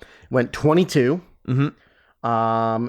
Cage Match has it at an 8.44. Okay. We both said Finlay. Yep. You said 4 1/4. I said 4. Dave Meltzer gave this 4 3/4 of a star. Oh, that's pretty high, but it was good. I think this is the biggest overachiever on the show. Yeah, because they had some just like I guess Ospreay is the guy behind it, but those like wild fast sequences. Yep. That were that does really not seem well like done. a Moxley or Finlay thing. No, that's Will. Yeah, the thing. So pre-show when they did the press conference, Moxley and Ospreay agreed. Let's have a 5-minute truce where we just beat the fuck out of Dave Finlay. Piece of shit. Dave Finlay. Yeah. And then we'll wrestle each other like everyone wants anyway. Yeah, like the whole time they had been They're openly admitting saying that this isn't the match people should have want. been Ospreay Moxley. Yeah. And then Finlay's just there. Like, it sucks for Finlay to hear that. It does. Right? Like, you're like, oh, nobody wants me here. But nobody it was the truth. Yeah. So yeah, they did exactly that. They kicked Finley's ass for they said 4 minutes because they got it done too quick. Yeah, they put him through a table at minute 4. Yeah, and then they went inside and then they started doing their stuff. I think this Finley, for what his gimmick is of being the worst leader of the worst faction, second worst faction, although they're loosely affiliated. Yeah. I kind of feel like he held his own. He did a good job. Like I don't feel like he was ever out of place. No, he filled his role very well. He hit some good spots and good moves. Like For sure. This is the best I've ever seen him. Yeah. Granted, I don't watch a lot of David Finley matches. There's apparently a great and I think it's before Finley turned heel, a great Ospreay Finley singles. Okay, that makes sense. Maybe from 2022. But now is that because it's fucking Ospreay? I mean, that probably helped a lot. Yeah. But that's the only like other great Finley match I've heard of. Right. Moxley bled like a stuck pig. Shocker. I can't believe it. But yeah, there was a lot of like really good 3-man spots. Yeah. Like a lot of really good, like hit a big, there was multiple, what we call like, falsies, whatever. Yeah. Of like Moxley hits a big move, and then out of nowhere, Ospreay hits it with a hidden there blade. was some great out of nowhere stuff. And then there was also one where like I thought Finley had won it earlier than he did because it was the same thing. Like hit the move, hit the hidden blade, and then Finley immediately cuts him off, gets him out, and goes to Mox. And I'm like, oh, that's got to be finished. And then like, nope, kicked out. There was one sick sequence where Finley hit a move to Ospreay, maybe like Brainbuster on the knee or something. Yeah, where he ended up on a knee. Yeah, I think you're right. Moxley comes in, blam, with a knee out of nowhere. Ospreay gets him. They go off the ropes. He grabs Ospreay, sends him off the ropes, throws the line. Ospreay does the backflip right into the powerbomb. And everything was perfect. Yeah, and then powerbomb Moxley onto his feet. Yeah. Good job, because Mox is a big guy. He's a big dude, yeah. Mox hits the double underhook DDT. Ospreay bounces on his head, back onto his feet. Hidden blade, everybody sell. Yeah, it was so good. Great. Yeah, and there's one other real good sequence like that too. Yeah, and then like the finishing sequence was like Death Rider, go for the second Death Rider. Yeah, get hidden blade.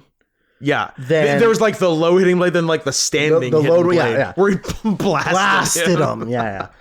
And then there was one point where like Finley got up in the middle of them and he was like hitting them like hit Ospreay, hit Moxley, and then he just spat in the air and was like "fuck you." Yeah, and then he was the one getting hit. They start ping ponging. Moxley was laying it in. It's like his dad did something to him back in the day in WWE.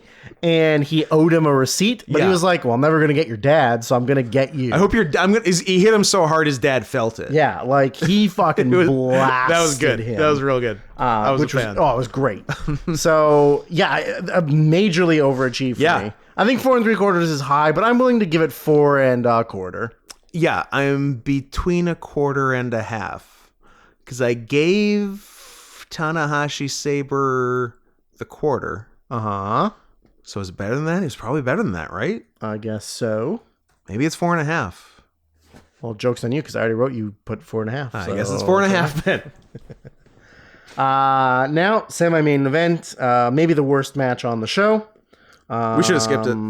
We should have skipped it. Well, we were going to stop after House of Torture won. I said if House of Torture wins, we're turning this off and reviewing the first 4 matches of this fucking show. So the second match between these two. The first with no broken arms. That would be Kazuchika Okada and defeating Bryan Danielson. They went 23.5 minutes. It's a good length. You don't have to go 35. You really don't. You can go low 20s and have a fabulous match. And guess what? They did. As we'll find out. Can you even believe it? We both said Okada. We were both right. Yep. You said 4 3/4. I said 4 3/4. Yep. Cage Match has it sitting at a 9.28. Strong. And Dave Meltzer gave it 5 1/4 star. 5 1/4. The classic 4 5/4. I mean, it was fantastic. It was the best match on the show. Is it 5? It might be 5. I'm De Niroing. So what would you think the first one was? The first, Dave gave the first one 4 3/4. I would probably give it 4.5. 4 1/4, 4.5. Yeah, just because of the lack of use of your arm. Yeah, they were like, even though the arm was involved in the finish. Yeah, like they were hampered by a big thing. Like, they certainly could have had a better match. This is that better match. Yep. I don't want to not give it 5 because it's your favorite wrestler of all time, and another one of my favorite wrestlers of all time.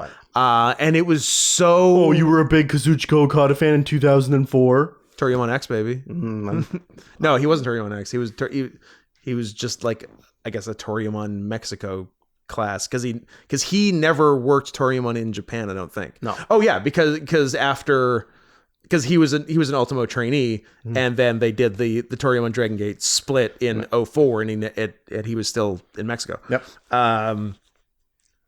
But yeah, I know he won the Young Dragon Cup in 2005, and if I look that up and I'm right, people are gonna have to send me some more money. If I'm right, I like sending you money every time you get something. Every time I think of like a wildly specific thing. No, I'm saying that's how it should be. That's the deal. Oh, I remembered this thing correctly. Where's my money, please? Exactly. That seems right. Oh, sorry. I should have rephrased that. Money, please. Money, please. I found the Dragon Gate fandom wiki. I have to confirm that I am an adult. Wow. Young Dragons Cup. Drew, I have fantastic news for you. Do you have fantastic beasts, and you're going to tell me where to find them? The answer may surprise you. Oh. Right downstairs. Wow. The 2005 Toryumon Young Dragons Cup was won by Kazuchika Okada. Nice. 1 year before, Rocky Romero. 1 year later, Kota Ibushi. Only one of those people is still good. How about the next year? Ryuji Yamaguchi, household name. How about the year after that? Satoshi Kajiwara. How about the year after that? Trauma 2. Actually, I know the Traumas. And how about 2010? Angelico. Huh. Yeah. All right. A lot of weird names. And before that is all just like actual Toryumon names. Yeah. PayPal.me/NotScottHits. I'm going to give it a 5. I'm going to give it a 5. Because I love them. Yep. I love you. I love you too. I love to eat my own poo. These are the things I love. These are the things I like. It was so well worked. I love that they did the same psychology as the first match, but backwards. Swapped. Yeah. Like the first one was Okada beats Danielson's ass for a while. Outsider beats the shit out of home guy. And then he starts picking him apart. Yeah. And that's what the opposite here was, that Danielson's the outsider bad guy, even though he looked like he was having the most fun he's ever had in his life. He's so happy. Oh, God, he was happy. He hugged Red Shoes at the beginning of the match. Big old smile on his face, even though he's mean. Yeah. Yeah. Some of those kicks to the arm and like the abuse that he was doing to Okada's arm. Yeah. And then he got him in essentially the Rings of Saturn. Yeah. But then added the leg over the, which is, I think, largely basically what he beat him with in their first match. Yeah.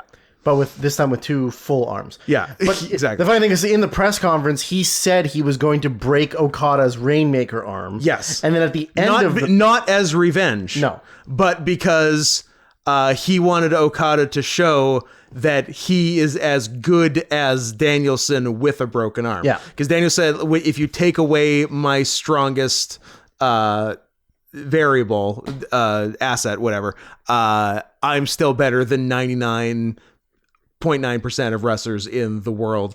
And if I take away yours, I don't know if you're top 50. Yeah. Yeah. And then so at the end Which is a great line, the end of the match, when they were like going to bow down to each other and show respect, and Okada was holding his arm, and he goes, "You broke my arm." And then they did a left-hand handshake. Yeah, very funny. Yeah. It was fantastic. How about the scary on the apron spot? Oh boy. So it's a tombstone time, as it sometimes is. As it often is. But both the lift he didn't get the lift he was looking for, but he was holding the top rope. Yeah. With his other arm, so he was like preventing them from falling. Yeah. Then he almost slipped. Yeah. And saved his life. Like he saved it. It ended up like once the move done was totally fine. Yeah. It was just getting there was as hell. Yes. Oh. We got to backtrack to the last match for a second. Hit me. Because we forgot about actively strong Alex Coughlin's table spot. So Gabe Kidd and Alex Coughlin run down to run interference for Finlay. It was after the two of them had beaten the shit out of Finlay, and they went to opposite corners and were gonna hit like a combo hidden blade running knee. Yeah. And then Coughlin and Kidd ran in and like grabbed him, started interfered, brawling. grabbed him, blah blah blah. Gabe Kidd, Coughlin did some of the worst. They weren't shoot punches to Moxley's bleeding head. Yeah. We also forgot to mention in the junior tag the awful hitting combo that Akira and TJP did of the boot scrapes in the corner that made no contact. Boot scrapes and then drop kick to Tree of Woe guy. That didn't even touch him. And then stomp from the top the Tree of Woe guy. Didn't even touch him. Of all the things we just said, 0 of those touched the other guy. No contact was made. That was great. That was actually really funny. And so in this one, Coughlin and Kidd run down to make the beat down Ospreay and Moxley. And faces make their own comeback. They make their own comeback. They set up 2 tables outside the ring. Yeah. They lay Coughlin on the close table and Kidd on the far table. And Ospreay goes up and he does a Jeff Hardy Swanton. Mostly lands on Kidd. Yeah. But makes enough contact on Coughlin that the table that Kidd is on just falls over. Just the legs break and he falls over and the table's pretty much fully intact. Alex Coughlin got a butt and back-sized hole pushed through the table with him just hanging with the table like under his armpits and behind his legs. Just in broken wood. In the hole, having to sell it. It looks so uncomfortable. That must suck. It looked like William Taft stuck in the bathtub. It looked like Homer thrown over the fire hydrant. But the other way. Yeah. And that was pretty funny. Yeah. That was we were both like, oh, what? Anyways. So Okada Danielson was like exactly what it needed to be. Delivered big. In theory, the third match will be at Wembley. Third could be at Wembley. Unless they do something before then. But I don't know what. Dominion in June. Could be Dominion. You could do Dominion in June. You could do one of the other AEW pay-per-views. Yeah, you could do Danielson Sabre 3 at Wembley. Good. Or you could do Danielson McGuinness 100. Nigel is not getting cleared from his hepatitis. There's no fucking way that a British Athletic Commission is going to clear a man of his affliction. What if they moved Wembley to Russia? Well, then you're Alexander Emelianenko. Or the Sudan. Well, you could go to the Sudan. Or the Holland. Yeah. I'm intrigued because, like, in theory, Wembley is going to be Danielson's semi-retirement. It's going to be his last full-time wrestler match. And then he says he wants to kind of do 5 or something 10 a year, which is fine. 5 or 10's fine because that means he's not going to do throwaway matches. That's like most of the pay-per-views. Yeah, he's not going to do throwaway matches. All of his matches will be something important. Although all of his throwaway matches are also just great. Yeah, that's true. But he's not going to be doing like 6-man tags on exactly. Rampage that nobody gives a fuck about, right? Yeah, no, it'll be bangers only. Yeah. Main event time. IWGP heavyweight title. I'm interested how this was rated. So Sonata or Tetsuya Naito defeated Sonata. Yeah. 25-42. Okay. You said Naito. I said Sonata. I don't remember you saying Sonata. That is shocking, but it's good enough for me to have one correct where we differed. You went 4 for 10. Buzzer beater. I went 7 for 10. That seems better. Yeah. Well, you said predicted 4. I predicted 3.5. Okay. Cage Match has it at an 8.38. Seems high. Maybe a little, yeah. And David Meltzer gave it 4.5.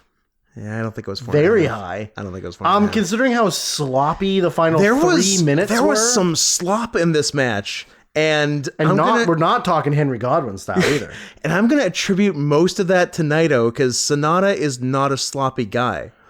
Yeah, and Naito has been known to be sloppy. Naito is a fucking wild card. Yeah. When it comes to his own moves. Yeah. Or his own finish. Or like his own or like other like that I guess 2022 that Osprey Naito match that was fantastic, besides the fact that Naito found a way to back bump on 2 Os cutters. Yeah.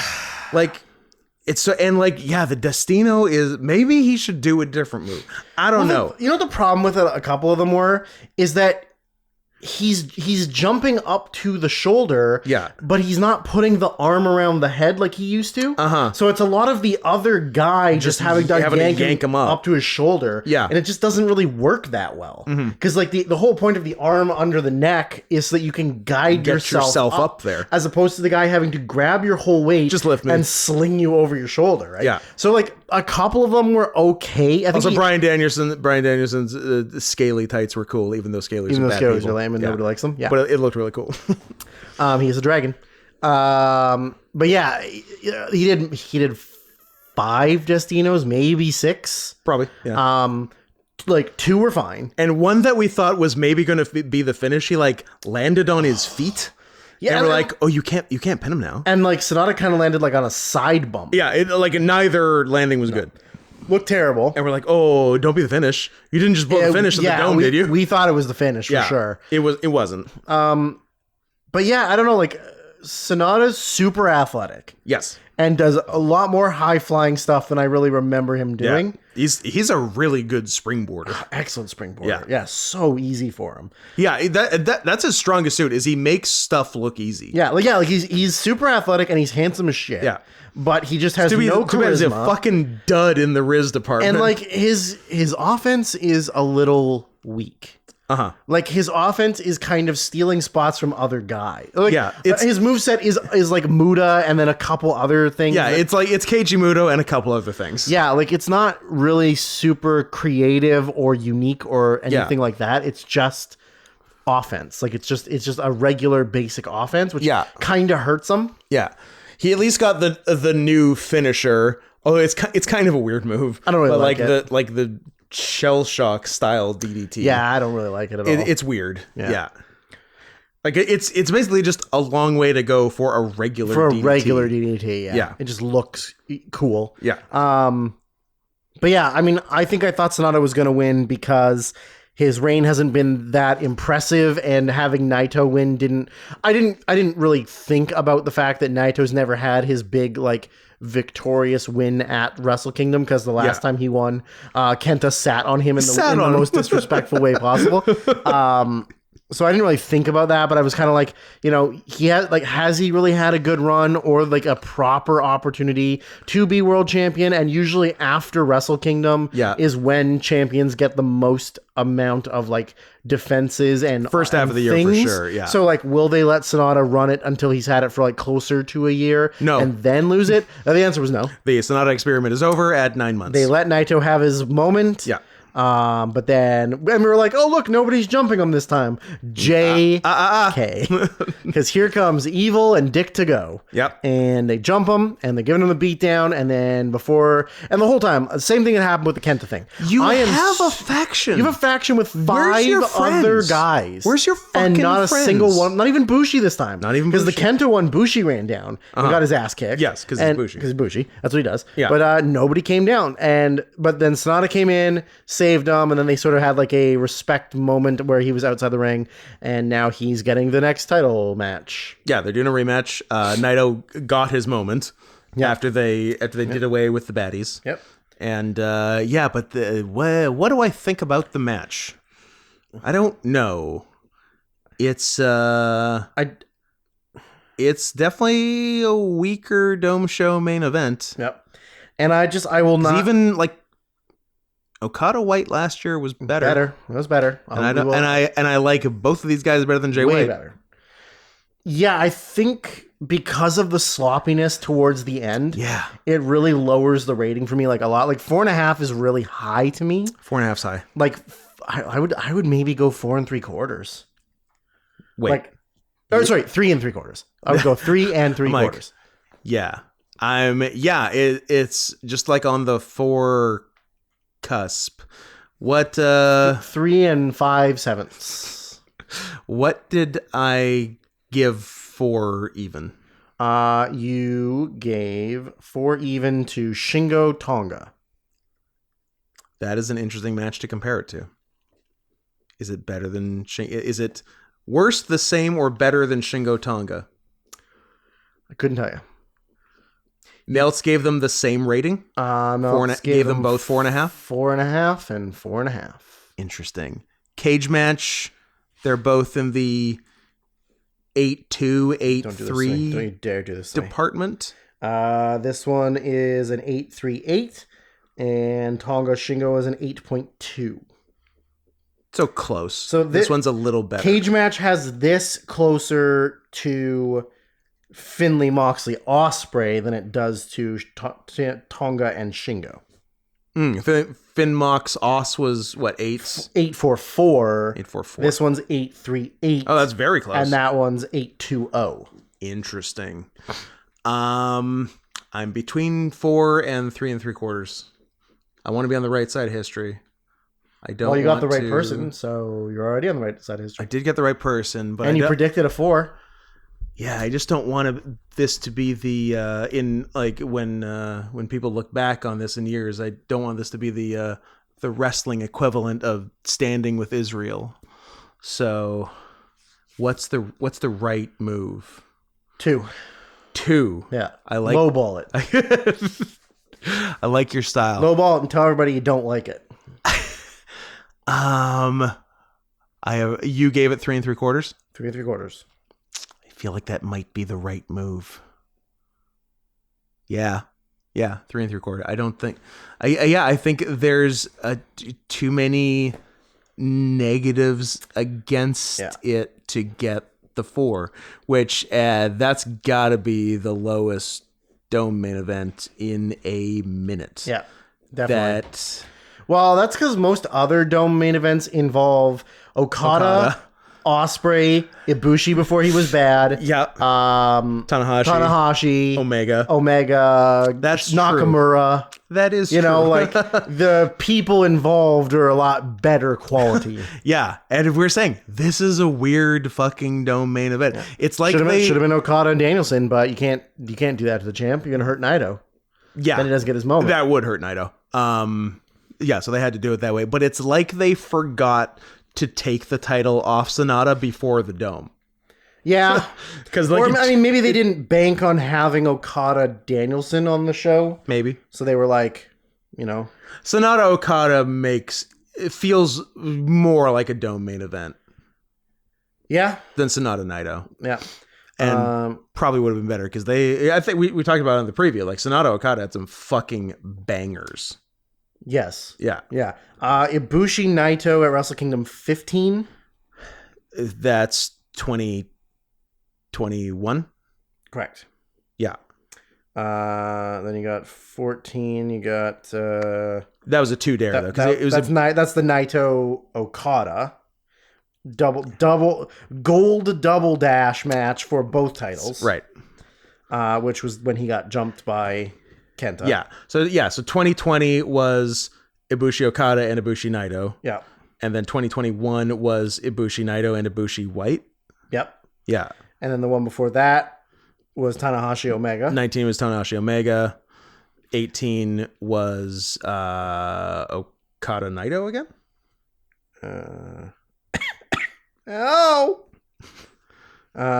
That would be Okada Naito.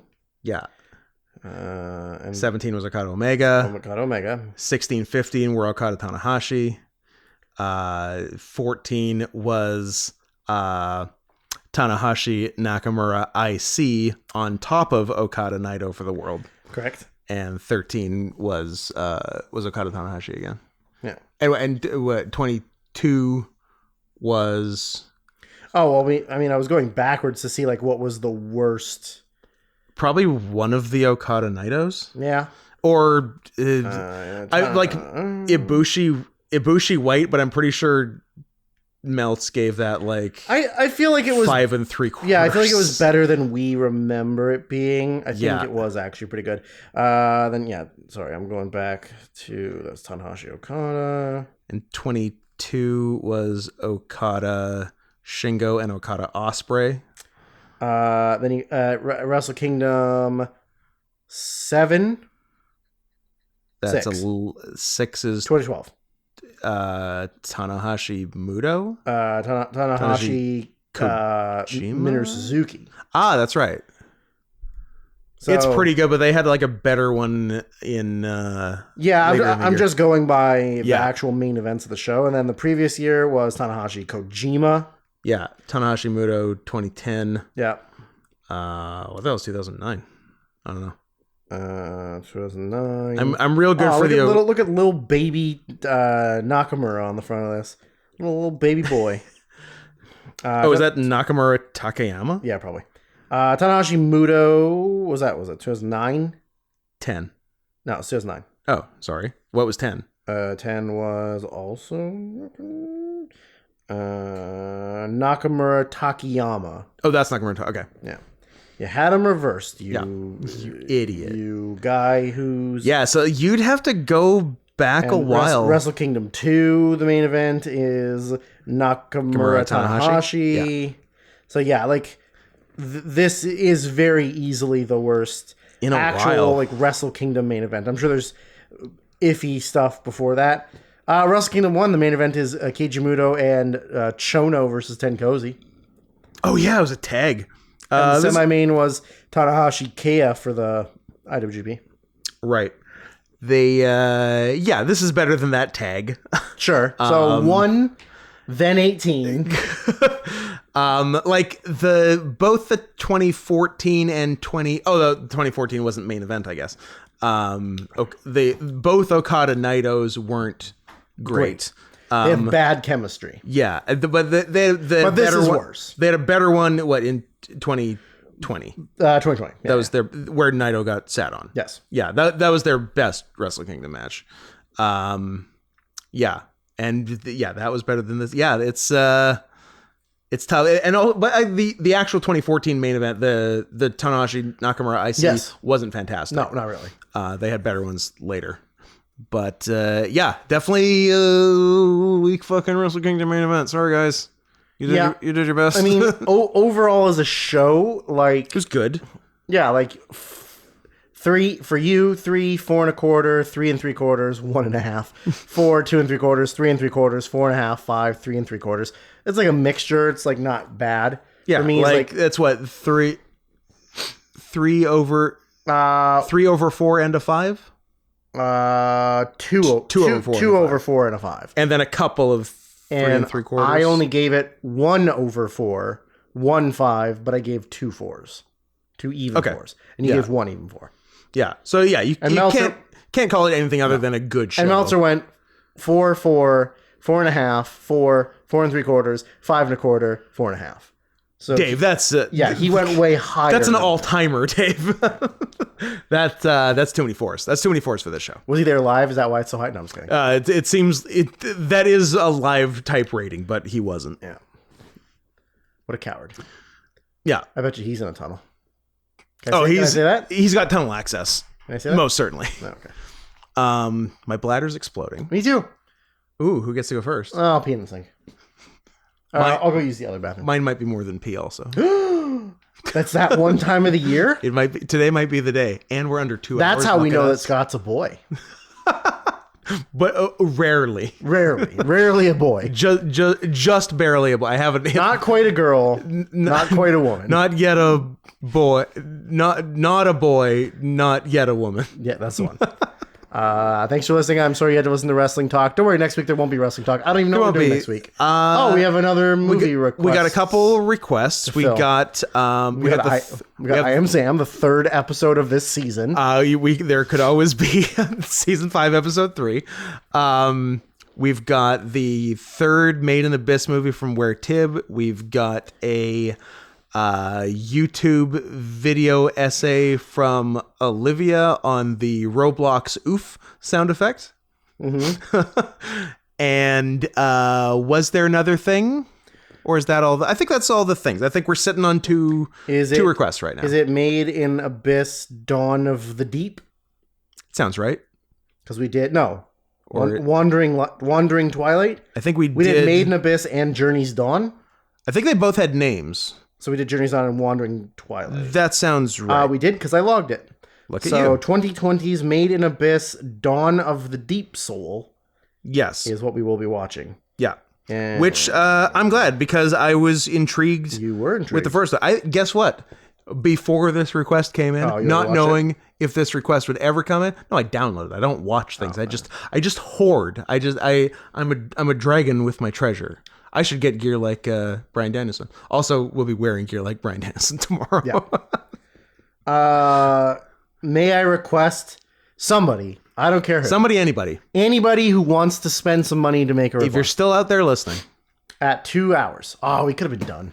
Ah, shit. Just say too late. Say your thing. No, there's another movie by the exact same person who directed all the Made in the Abyss movies that's called The Tibetan Dog. And it's like a lion dog. It's very cute. It is like a lion dog. I wonder if it also has sad TF in it. Good. Forced sad TF? Where one sort of becomes a bunny thing and one becomes a glob. Just an borderline inanimate monster that just wants to be put out of its misery. Just have to try and kill, but you can't. But you can't. God damn. What a fucking tragedy. Anyway. Can't kill it like this podcast. Stay in them tunnels.